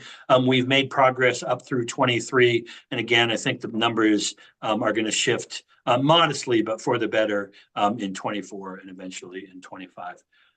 So with that, Mr. Chair, I think I've finished almost on time, but happy to answer any questions. Thanks, Ryan, and glad to hear we're not going to be asked to take an exam on this. But are there questions from committee members? And I had one. So to the extent that a campus, for instance, gets a higher mark on at least one of these scales by having the capacity to invest, if the campus actually makes the investment, which may be a very good thing for the long-term future of the institution, but now has less money to invest, does that negatively impact their ratio in some way? It certainly has the potential to play out like that. I think if you, I'm trying to think, I'm thinking about, when UMaine, UMaine and the conversations we've had on engineering, where you're talking about this steady, consistent plan where we're going to grow a little enrollment, we're going to grow facility, we're going to do it on a steady basis. If you do it in a planned way like that, it has the ability to mitigate any kind of significant impact on your ratios. I think if you go into it that we're going to build something and then they're going to come, that's the perfect example of something that may make complete sense from a board perspective, a campus perspective. We're going to go out and we're going to invest in this new shiny thing. But in the short term, if you don't get enrollment, you don't improve your reserves, but you just spend more on debt to take that on, then absolutely it could have a negative impact. Right. And yes, Trustee McMahon. Ryan, probably a difficult question to answer, but as I think about the different universities and the different way they operate. So University of Maine, R1, heavy expenditures in research, not quite the same as some of the smaller campuses. What effect does that have just because of the innate structure, the innate purpose of the institution? What effect does that have on the ratios? And sort of follow on to that, are we using the right benchmark when we say it's the same for an institution that's just primarily teaching as for an institution that's very heavily involved in research? Yeah, so I certainly invite Miriam's comments. She's been doing this as long as I have, slightly longer. So I think everything, are we using the right benchmarks or not? I think we are. I think you might want to think about them differently as we're having the conversations. But again, they're national benchmarks. Not anything, UMS didn't develop the 3.0 or the 10 or the other benchmarks. So I think that's helpful. And so the ability to go in and compare the ratio at the University of Maine to the ratio at UNH to another school, we have the ability to do that. Some of the research expenses probably do impact the ratios, higher salaries, things like that. Not sure that some of the grant funds, if they're paying for something specifically, then maybe they don't impact in one way. So yes, you're right. It is a difficult question to answer. I think it depends which way you're kind of looking at and what the funding source is. But I do think you can compare apples and apples on this one. Now, maybe you can't compare Orono to UMA, but you can compare Orono to Rhode Island, and you can't compare UMA to its peers if you have those numbers. The biggest advantage about the numbers is not really, for me anyway, it's not necessarily whether it's 3.0 or 2.8 or negative. It's the trend information that's in there. And so, when I showed you the Farmington number, if one of the things that you can see, if you go back to 14, and so we get to this high water mark for Farmington with the CFI, and then they start spending down reserves in this consistent pattern, where the narrative was, we're going to use reserves, but it's going to, think of the reserves as an investment, and it means we're going to get more students next year. And at some point, when we had that narrative and we kept seeing the bar go down and we didn't see it slow down or we didn't see it turn up, that should have been a window where we stopped, paused, and said, okay, what's going on here? Why isn't this number changing? It's one of the reasons why we wanted to put the scorecard in there. We wanted to have a little bit more accountability, because it's super easy to see the story looking in the rearview mirror. I can look at I did this recently. I can look at the USM graph since 2008 and tell you the whole story of this is the window where they expanded. This is the window where we went through the retrenchments. This is the window where they might have grown a little too fast. You can see all of that in there. We just have to make sure that we're taking the time and doing that analysis and constantly asking ourselves questions and not, almost like I say about the 5-year multi-year analysis. That can't be a 3-day exercise where we put it together, we show it to you, and then we don't have a conversation about it next year. We talk about all these advantages of strategic long-range planning. That's where I think this can come in. This can be helpful. It's where I think the 5-year forecast can be helpful. Let's use them more as a tool that we can learn from and not just something that we set back, 2 years later and say, hey, look at that cool graph. We should have seen that coming. Just a quick follow-up. When Carnegie does the R1 classification, do they look at these ratios? I don't believe so. I'm not aware of anyone that actually looks at the ratios. We bring them up. We bring them up as part of our rating agency conversations. Sometimes you'll see them. There are institutions out there that are doing something similar, tracking them. NECHI, I'm on a NECHI group that is looking at, what's the best tool for doing this for all the institutions public institutions across New England. And so we've had conversations in that working group about whether the core financial ratios are the best one for that, or is there another tool out there? Other questions? Ryan, you mentioned that this, in theory, allows us to compare ourselves to our peers. Do we know how we compare to our peers in, say, Northern New England public institutions, or to what extent is that information even available to us?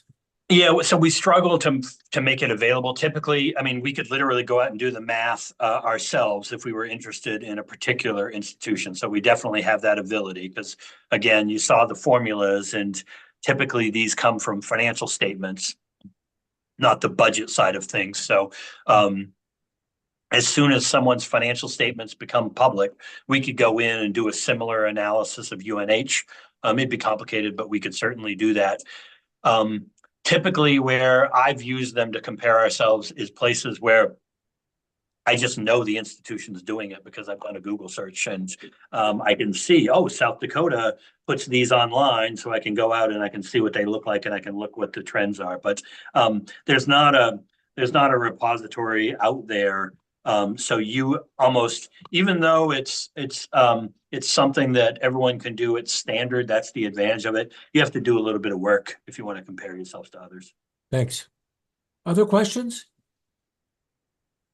Seeing none, thank you very much for that that presentation. And hopefully you got a few glasses of water there. You've been talking That's next. the last few hours. We'll now move on to our last agenda item, which is university capital plan briefings. And again, we've done this periodically through the course of the year, a couple of campuses per meeting. And today we are going to hear from the University of Maine and then the University of Southern Maine.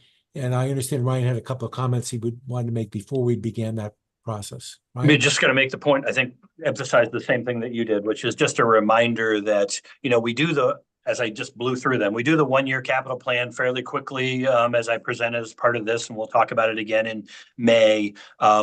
we haven't had huge follow-up after that. And I know there's been a lot of interest. There's a reference in the strategic plan to capital plans. And so last year, we expanded the June FFT meeting for Nate to come in and give you that kind of detail. But then the follow-up after that was that we would, at every other meeting or an FFT meeting, we'd bring the campuses forward and say, we gave you a 1 and 5 year capital plan, but here it is at a high level, ask some questions, that kind of stuff. And so we did that for this year. This completes that exercise. I do think it was a good exercise and something probably we'd look to repeat, maybe not right away because you start to get the same campuses again, but with a year break, I think we do that. And Mr. Chair, I think we wanted USM to go first, but otherwise I think we're ready to go. We will do so. President Edmondson, good morning. Good morning, everyone. It's nice to see you here. In the interest of time, I think I'll just pass this presentation over to our Vice President for Finance and Administration, Justin Swift. Thank you, Justin. Good morning, everyone. I will walk you through the USM Capital Plan review. So looking back at our 5-year capital plan, we had a number of initiatives that were part of that plan. Just as a refresher, that included Portland Student Housing, our McGoldrick Career and Student Success Center now, creating residential quad on the Portland campus, addressing transportation and parking needs on the campus, developing a Center for the Arts building on the Portland campus, a graduate center for professional studies, and then addressing capital renewal. At this time in fiscal year 2018, our deferred maintenance or asset reinvestment need was $281 million, and our net asset value at that time was 54%. So the current state of the items that were part of that plan, the Portland Student Housing was completed last August. The McGoldrick Career and Student Success Center came online last summer as well. As you recall, that also included the demolition of our former student center, the Woodbury Campus Center. We did remove that large parking lot that a lot of you might remember in the center of our campus and turn that into a green space. We've also been working on finishing and conducting traffic demand studies, along with working with the city of Portland. With our new parking garage too, that enabled us to have add 504 spaces. And then this past year, we also broke ground on our new Center for the Arts building, which will be coming online next year. And then the professional center, where the main law is downtown, is up. And then we are continuing to address ongoing capital and deferred maintenance needs of existing buildings. So to give you an update on deferred maintenance, as of fiscal year 23, we now have $421 million of deferred maintenance with a net asset value of 52%. So as you can see, we've slid backwards. So our tuition and fee revenue makes up about 50% of our total campus operating revenues. And over time, you can see that our undergraduate credit hours have declined. Our graduate have been fairly steady. So this does affect our ability to, adequately invest in our deferred maintenance needs. Looking at the space utilization on campus, the space changes. As you can see, there were dips during COVID where we expected space utilization to decrease, which is that solid black line. Our in-person student FTE since COVID has declined 38%. So what I am, in looking at this data, we should be making better use of our larger buildings and investing in those buildings. So what has USM been doing in terms of space reduction? We've done some demolition work of some of our smaller buildings that really had very low net asset values. So in Portland, we demolated a couple on Bedford Street, 3 on Bedford Street. We demoed the salt shed, and then the Woodbury Campus Center, which I had mentioned. In addition to that, we also have 5 other properties that we are currently we've either sold or we are in the process of selling. So these include 5 houses that are on the very perimeter of our Portland campus. One was sold last month, and then the other 4 are currently listed for sale. We also have the Dickey Wood Residence Hall, which has now been vacated for about 10 years, that we are looking to demo. And then the law building that you're aware of on our Portland campus. So looking at risk,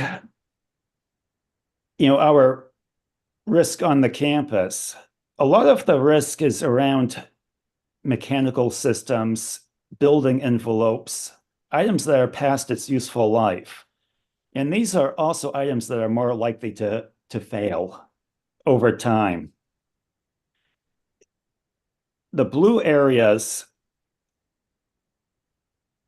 looking at our peers, our square footage has been mainly flat over the last decade. You will notice an uptick in our square footage in FY23, where the Portland Commons, the McGoldrick Career and Student Success Center did come online. Okay, so our renovation age profile by campus. So USM, as you are aware, has 3 campuses. Gorham has a lot of the older buildings. Our newest building in Gorham is now 16 years old. We also have a number of historic buildings on the Gorham campus too, which, with older mechanical systems has higher risk. In Portland, we have a lot of newer buildings, including the Wishcamp building, the Abramson Center, some of the science buildings. So that has reduced some of the risk profile on the Portland campus. In Lewiston, there have been a number of upgrades to that building too. It's a more modernized building.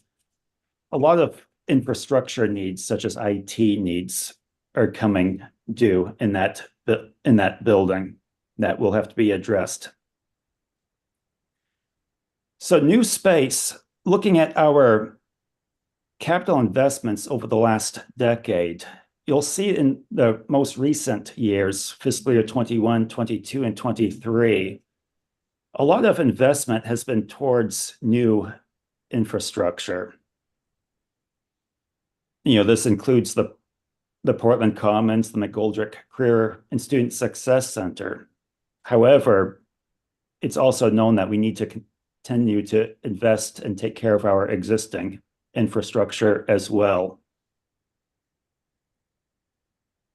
So the $18.9 million that you see here is the target that we have to address deferred maintenance. Okay, capital expenditure trending. So the gray that you see here where we have large increases, this is mainly new space, new construction. And USM has invested very heavily in new infrastructure over the last couple of years. We do have a number of building systems that we do need to address, building envelopes that need to be updated, a number of other mechanical systems that do need to be addressed that we will be looking at in our 1 and 5 year upcoming capital plans. So looking at the fiscal year 24 capital plan, the current fiscal year's capital plan, a lot of these plans are put together sometimes 6 months, a year, even longer in advance with estimates. And because of our deferred maintenance, we have to pivot and adjust based on emergency situations. You know, things break down.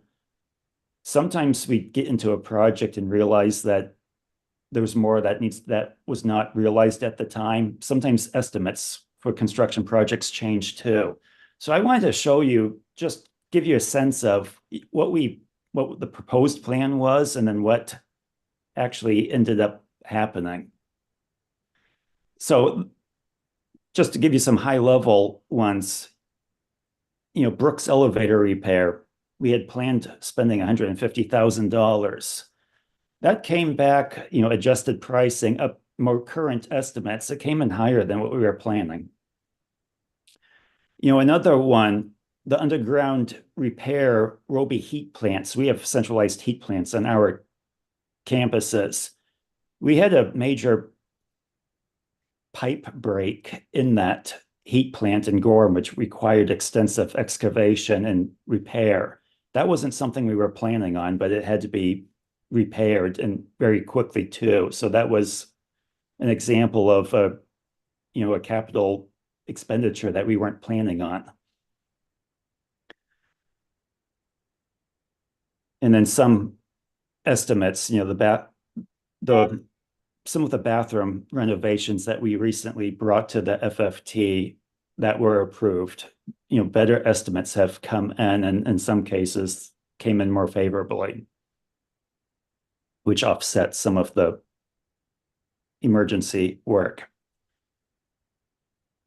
So our 1 year plan, you know, $26 million supporting 20 projects, which includes the Center for the Arts project. We also, you know, as I mentioned, you know, we had to make changes within our fiscal year 24 plan based on emergent needs and adjusted scope of projects.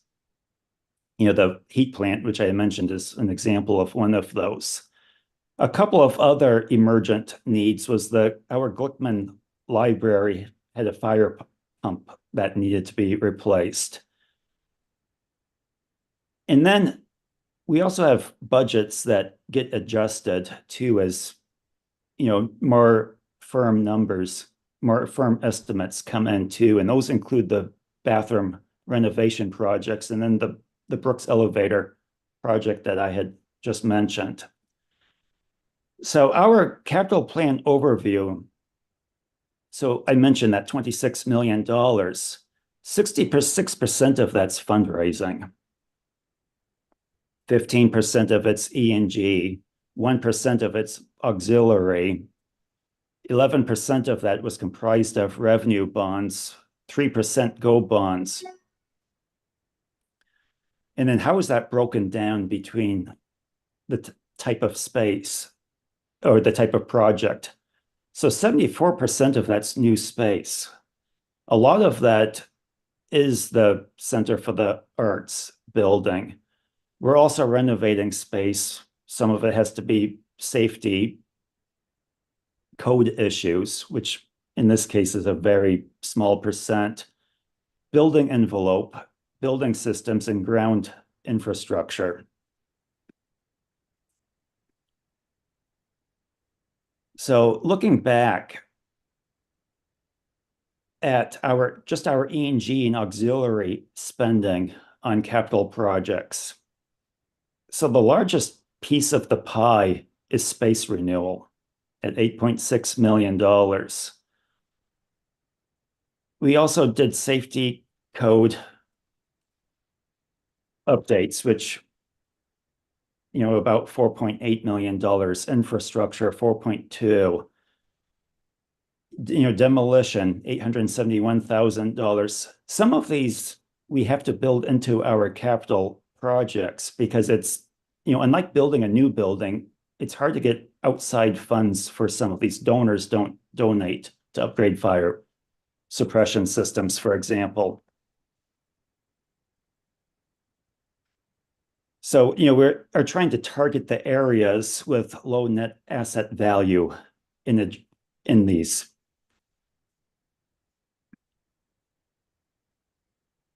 So our 5-year capital plan, USM has made modifications to the 5-year plan, addressing a lot of the emergent needs and that I have mentioned. Going forward, we are looking to, starting in our fiscal year 26 budget and beyond, we're looking at targeting $300,000 as annual increases to our renovation fund. Our 5-year plan going forward will be more focused on deferred maintenance projects and targeting assets with low net asset value with high value and high usage. So as I mentioned, the larger buildings.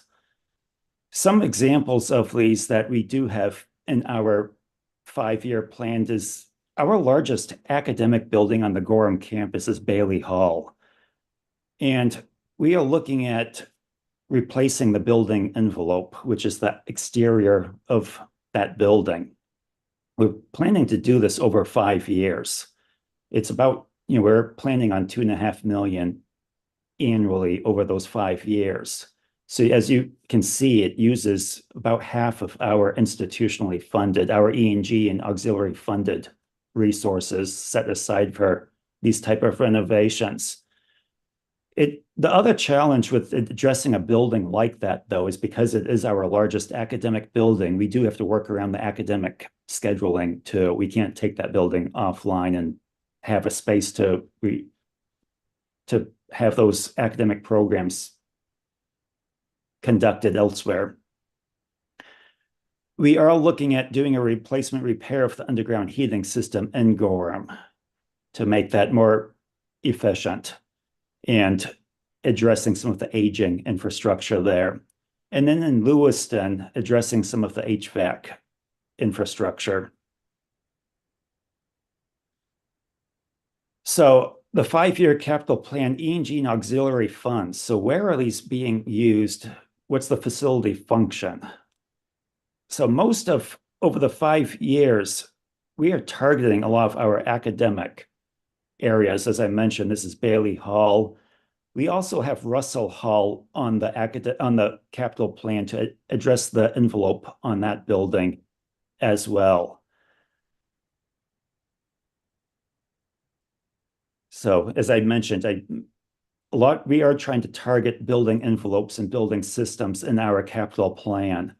These also address, the appearance of the building, the function of those buildings, but we are also anticipating that these will also have other efficiencies too, such as utility savings. So investment in existing facilities versus need. So you can see what we've been spending on our renovations. Just to keep up with deferred maintenance, you can see that we should be spending about $15 million. And then just to make progress on deferred maintenance, it really should be about $24.7 million. And you'll see that there's a jump up between fiscal year 23 and 24. That's accounting for depreciation on a lot of the new construction that's come online on the campus. So on those new buildings, we are putting into a capital reserve what we're calling repair and replacement funds to be used later to address needs on those buildings down the road.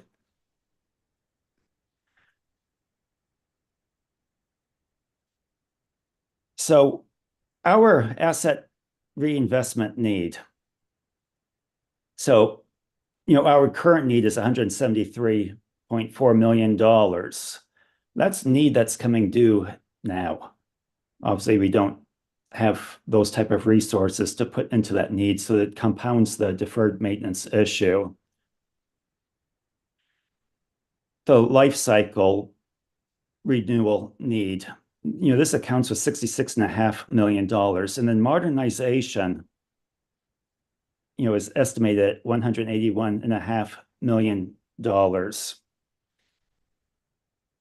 So our deferred maintenance is $421 million right now.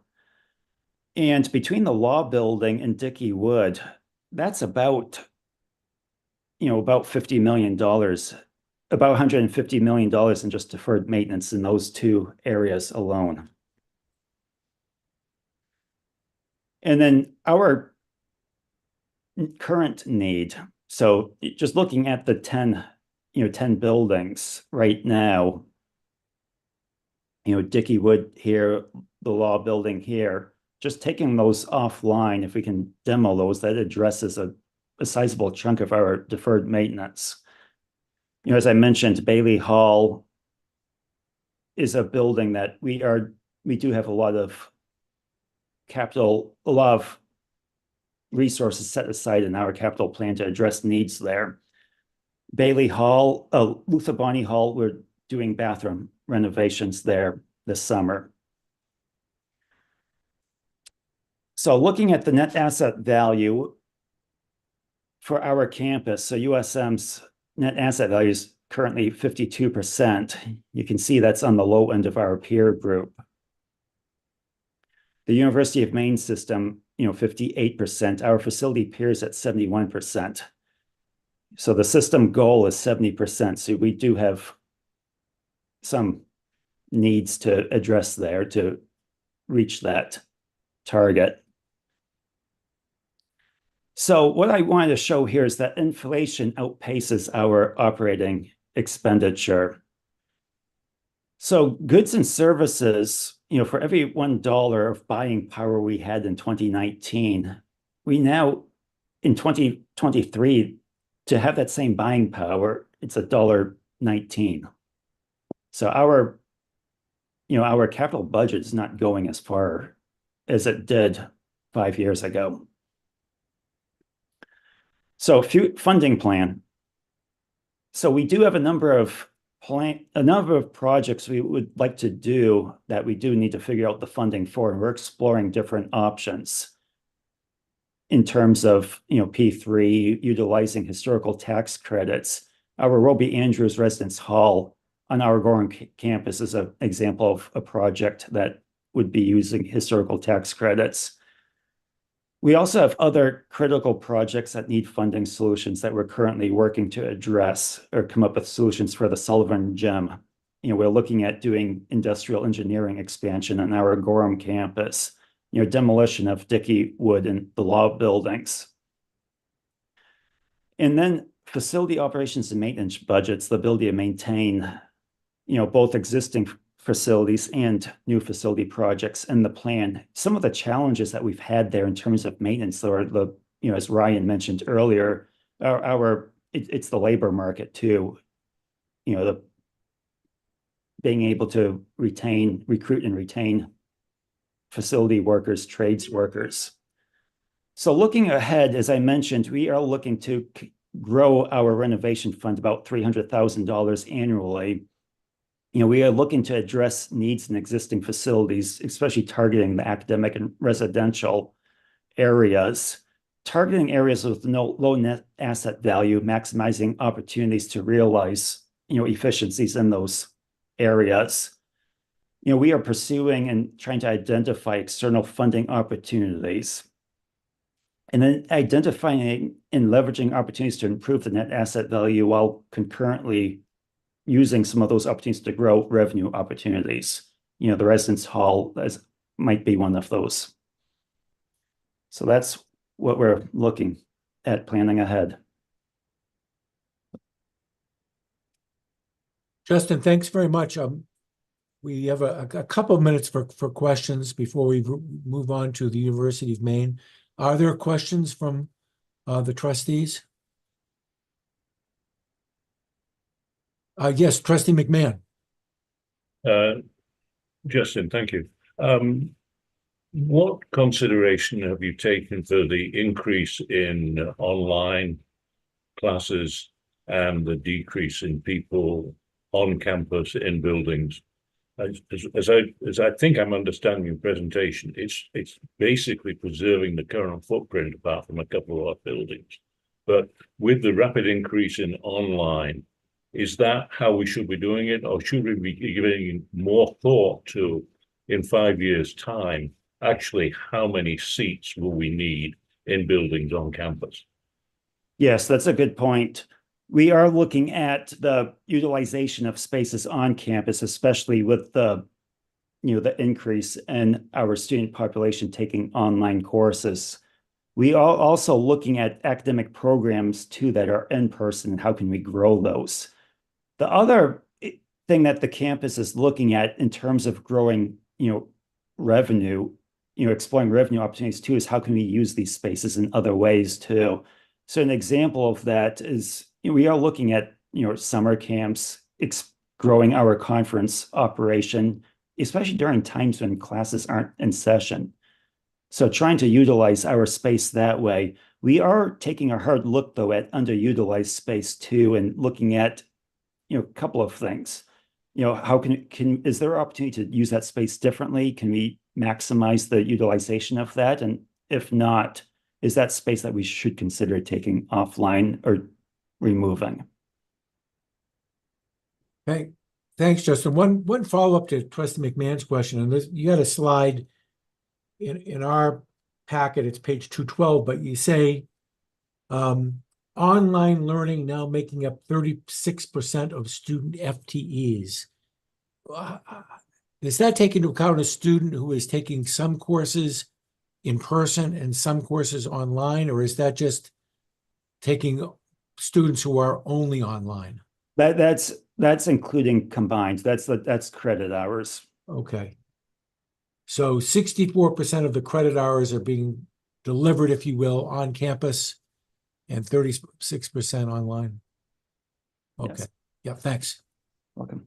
Okay, any other questions for Justin or for President Edmondson before we move on? I'm not seeing any, so now why don't we move to the University of Maine? I know President Farini Monday and her team is here. Good morning. Yes, thank you, Trustee Cates. We're happy to be able to talk with you all about our 5-year capital plan. And you have the full deck in your materials. Kelly and I will only hit a few highlight slides and we'll move along. Kelly, next one, please. We'll talk about these topics. Strategic priorities are what drives our 5-year capital planning, and then we'll go into detail on those other areas. We really want to emphasize, in the next slide, please, Kelly, our distinction as the system's public research university, the land grant university. We've got all of our designations here, R1, D1, Land, Sea, and Space Grant, and a university that also has a regional campus and a number of sites scattered across the state. So we remain committed to the sustained leadership that needs to come from the flagship within the system and within the state. And these 3 themes that I believe we've spoken about before are the overarching priorities or guidelines really for the priorities that have driven this design of the 5-year capital plan. Because we are a campus that, first of all, has a deep and wide academic strength in areas related to climate change and sustainability, and because of the interests of students in the future of our planet, and in all of the other ways with a large physical plant that we need to pay attention to sustainability, that's the primary goal for us. Related to that, and overlapping with it, is the need to advance research and teaching together in an integrated way. So that we become a model for other institutions for the infusion of a research perspective in all of the teaching that happens here, with an eye toward producing tomorrow's innovators and a workforce that can lead Maine and beyond into the future. And then our very strong commitment, ongoing commitment to a thriving community of learners and an inclusive community. Those are guiding our priorities within the 5-year plan. And we'll go to the next slide, please, Kelly. This, we won't take a lot of time, but need to remind you all of our statewide reach, including R&D that goes on in sites and with partners across the state, teaching, and then public engagement and service that you see, particularly with our cooperative extension units, as well as our farms and research facilities across the state, 4-H camps, marine research facilities, and so on. So that also is reflected here. These are the 4 goals or the 4 commitments really that we've taken into account as we put our plan together. And I want to take a moment on the research environment, particularly an environment that is needed and I believe critical for the state of Maine in order to align with what it means to be a modern and high-level research university, the R1 kinds of criteria that we've been talking about for some time. Our research environment here at the University of Maine is deeply affected by our physical plant, by our infrastructure. Kelly will go into more detail, but a high priority for us in this plan is to do what we can to move forward with an improvement in that entire infrastructure, because it's vital to everything from attracting faculty, attracting external funding, sustaining relationships with partners, involving graduate students, and now because of our focus on undergraduate research, keeping the undergraduate research environment viable as well. Implementing our carbon reduction goals is critical to our plan. Looking at technology-supported learning for tomorrow, and then again, advancing equity, belonging, and inclusion in all of our spaces, including providing inviting and modern residential spaces and classroom spaces for our students as we look to the future. I will turn to Kelly now to go through some of the details. Kelly, I think we can just hit highlights as we go with a focus on what our plans are and the big picture pieces. Thank you, President Farini-Mundy. So I just wanted to create a little bit of context up front. The University of Maine at Machias and our associated sites across the state represent over 11,000 acres across the state of Maine, of which on the Orono campus, there's only 443. So while a large footprint here in Orono, the footprint across the state is substantial with structures on many of those sites. In Orono, we have 325 buildings and 4.9 million square feet of space. Our combined net asset value is 48, and this is over $2.3 billion in university assets with contents of $564 million. In Machias, we have 264,000 square feet in 10 buildings with a combined net asset value of 51, university assets of 106 million, and contents of 52 million. So as we look at our overall infrastructure, we have over 63% of our buildings that have a net asset value of 50% or less. I think this is really important to call out, given that we, using the Gordian language, these are gut renovation, transitional, or potentially tear down. So we're talking about a very significant percentage of our footprint that is in deep need of renovation and improvement. Our scientific research or our research facilities have the highest net asset value at 68%. I want to call that out because it specifically has to do with Furland. I think that number is overstated because of one new building that came online a couple of years ago. There's also a number of other smaller buildings, the North Annex, other buildings on the campus that are newer that are in that space, but it's really driven by Furland. But if you look across all of the types of spaces or the building functions that we have on campus, really we're in that red and at best the orange zone on a weighted average. Our deferred maintenance needs have now exceeded $1 billion. If we look at net asset replacement value, that's probably closer to $2 to $2.5 billion if we were to replace those buildings today. And on an ongoing basis, based on the Gordian recommendations, we should be investing $30 million a year to maintain the current red and orange state of our buildings. If we were able to do that as a percentage of our E&G and auxiliary budgets, that would represent over 9.6% of our operating budgets. This is to say we really need to be creative about funding sources and how we get at this issue.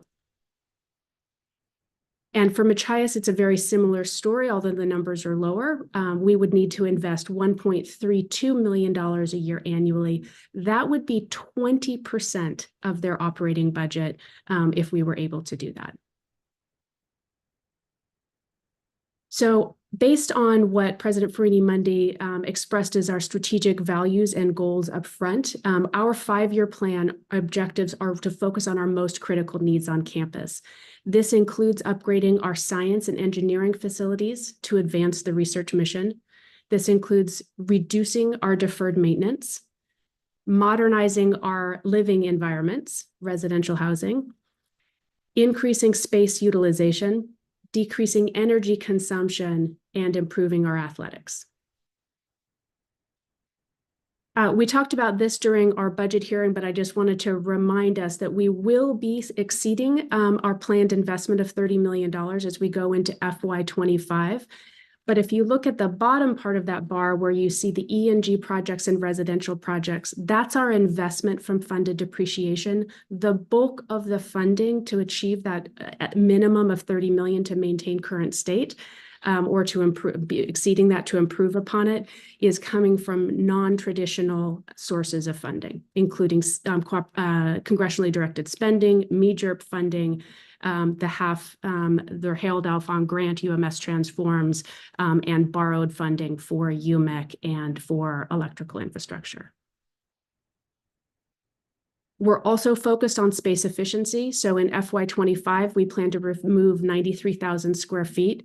We have identified potential removal of buildings of 109,000. I want to call this out specifically. This is very hypothetical, and it would require the replacement or renovation, in particular, of residential facilities in order to remove that square footage.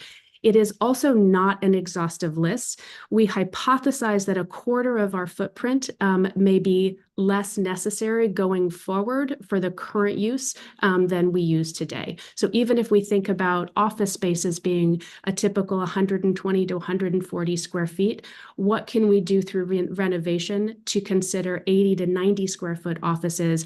And just that reduction in how we think about renovations differently may enable us to be more efficient with our square footage.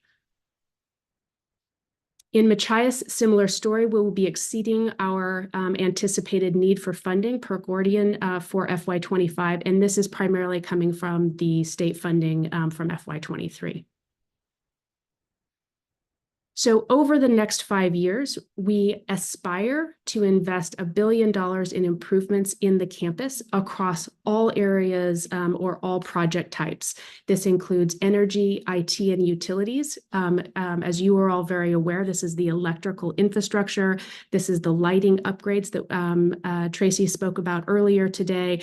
This is about the replacement of the steam plant.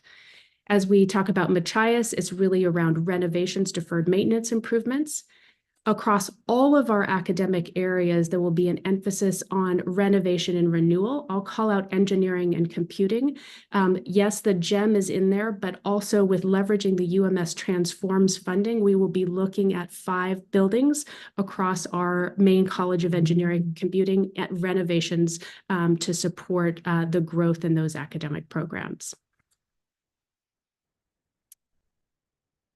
And again, we continue to look at every funding source as an opportunity to invest in our infrastructure. So when I say internal, I'm talking about funded depreciation dollars in either auxiliary or in our E&G funds. When we look at federal, that is congressionally directed spending, or it may be targeted grants for specific projects that primarily ends up in the research category.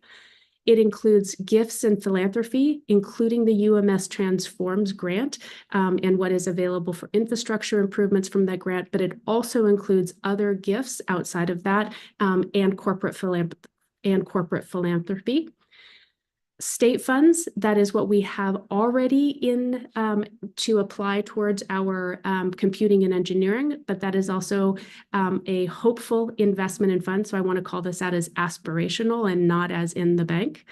And that borrowing and partnerships. So a combination of planned borrowing, as we talked about earlier today for the lighting project, $2.3 million, to potential borrowing for UMEC, which is on the docket, which we don't yet have approved. And then we have a TBD bucket of funding. So those are aspirational projects that we would like to achieve over the next 5 years.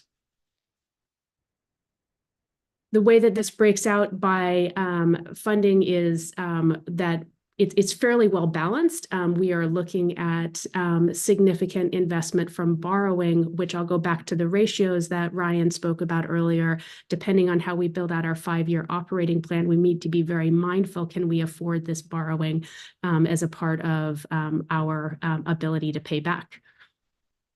I'm not going to go through the next slide. So in your deck, and for there are slides 21 through 35, it will go through and tell you what specific projects and the identified funding source for each of those in each of the areas over the next 5 years, the anticipated start and completion date, and whether we've come to the Board of Trustees already for approval for those. So I'm going to jump down in the presentation. If you have any questions on those, I'm happy to address those in Q&A, but I know we have limited time here and there's a lot of content. So if we do all of this work, just what is approved so far between FY24 and FY27 with approved projects, our net asset value will go from 48 to 52.9%. And I call that out. It's an improvement. I'm really excited and proud of that improvement, but it's not enough. We have a really high bar to achieve, a lot of square footage to improve. That includes removal of space, that includes renovation of space, and some new space coming online. Of the $1 billion in funding that we believe we need to achieve the 5-year capital plan, we have secured 53% of that funding today. So we're halfway there. What's next? As we look forward, there is still considerable planning to do to turn our infrastructure and improvement ideas into reality, and we still need to secure funding. Many of you know that we are currently underway with a housing master plan or a housing study that will be wrapping up this fall and providing a 10-year framework for how we improve our housing. So what do we tear down? What do we significantly renovate? And what might we build new? It will also we'll be prepared to present a revised funding plan. What do we fund internally? What would we consider funding internally? What would we consider for P3s? What would we consider leveraging our current auxiliary funded depreciation to cover? We will also look more into a space needs analysis across time. As an R1 institution, we need to look at our evolving research enterprise and talk about what space is necessary for that. As we have evolving housing needs for our students and a growing graduate student population, how do we serve those students in on-campus housing? Doing some targeted building assessments. We need to understand the true cost of renovation in order to put together prospective project costs, revised master plan with this information. So really relaying at our campus and thinking in an interdisciplinary way so that we can leverage our space more effectively. Completing an energy study. So how do we move towards and achieve our long-term carbon goals? The first step is UMEC, but how do we move towards electrification of our campus? And then completing the comprehensive campaign feasibility study to support a portion of the overall funding plan. I'm going to turn it back over to President Farini Mundy to talk about our funding going forward. Yes, and I'll just conclude by saying we're happy, of course, to go into much more detail with any questions that you may have or areas you'd like us to pursue more. I hope what you can see here is that we're taking a very comprehensive view of this activity with an eye toward the future of the University of Maine. And I'll just mention some of the supports that are helping us in that work. As Kelly has already mentioned, we will be using well-chosen outside studies of key areas to help us understand what the needs will be going forward. We have stood up a new President's Space Committee that Kelly leads, and that group is meeting regularly, and they're involved in all of this big picture discussion. We've also just launched an internal strategic re-envisioning process that will be a university-wide discussion, and a piece of that work will definitely be focused on our physical plant and the capital investments that we are going to need going forward. I want to say too, we've gone through it very quickly, but the external funding that has come, that is in place, certainly we're deeply grateful to Senator Collins, Senator King, and Representatives Pingree and Golden. the CDS spending that is here in many areas supporting the research enterprise is critical. The Harold Alfond Foundation funding as well.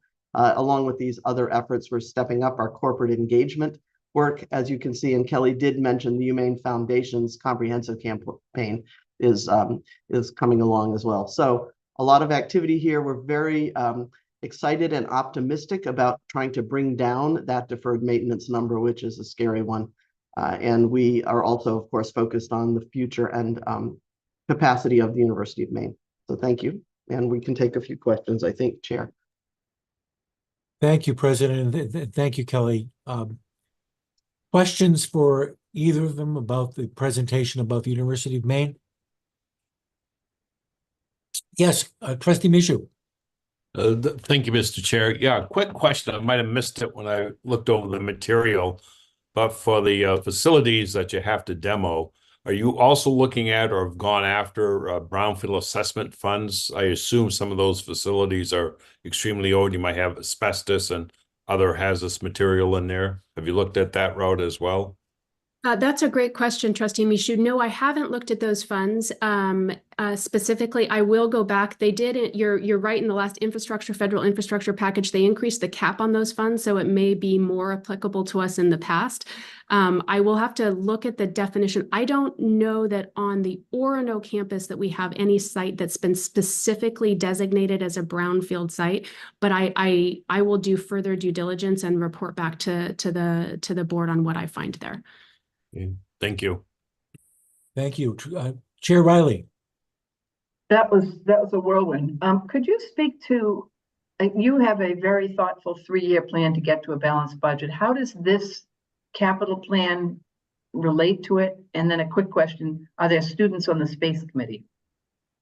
I'll start with the easy one. Space Committee, yes, we have representation. We have 4 students participating on the Space Committee. We have a University of Maine at Machias student. We have a member of the undergraduate student government, a graduate student government, and then recently added a student representing disability, a disability organization representing students. So to really consider access and equity of spaces on campus.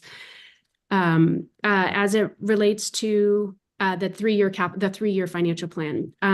It shows up in 2 ways in the financial plan. One is as we bring new buildings online or offline, it impacts our overall maintenance and energy costs. So we have been modeling the reduction in energy consumption as well as modeling either the increase or decrease associated with the maintenance on a square foot basis of those buildings. Right now, we will see a reduction in energy, and I think you see that in our FY25 budget specifically. That's come down by about $1.5 million or $1.6 million going into FY25. That is partially due to space. That's partially due to some revised modeling and how we approach budgeting there. As it relates to another line that it shows up in is debt service. So you'll see that over the next 5 years, that debt service line changes. Part of it is offset by the funded depreciation line. So we'll use some of our funded depreciation allocated budget to cover debt service associated with projects. However, it will also grow, that number will grow in order to cover the cost of UMEC and the electrical infrastructure projects in particular on our ENG budget. So they're modeled closely together. I think of our P&L as a modified cash flow and thinking about how we tie those together. Thank you. Great. Thanks. Other questions? Kelly, let me ask you this. The subject is demolition. Do you have any idea what kind of square footage we have that is shuttered, if you will? That is, it's unlikely to get reused. We're not demolishing it because we just can't afford to right at the moment. Do you have an idea of how many square feet we might be talking about? Yeah, there is one building, I want to say it's about 55,000 square feet that we currently don't have funding for demolition for, and that those buildings will be vacated as we get into the fall. In particular, Libby Hall is the building that comes to mind. There are a couple of smaller buildings. I can pull that together. I have that and I just don't have it off the top of my head. Okay, thanks. Appreciate that. Other questions? I'm not seeing any, so thank you very much for that presentation. Obviously, a lot to think about in both the presentations from University of Maine and University of Southern Maine. great materials. We can go back and look at those now with a little bit more perspective. So thank you. I believe we've come to the end of our agenda. Unless anybody has anything else they'd like to bring up for the good of the order here. Last chance. I'm not seeing any, and I should know the answer to this question. Kayla, do we need a motion to adjourn? You do not. We do not, then I will declare the meeting adjourned. Again, congratulations to everybody for a terrific academic year, and the graduations just really brought that home, and onward and upward for 25. So thanks very much. See you all soon. Thank you all.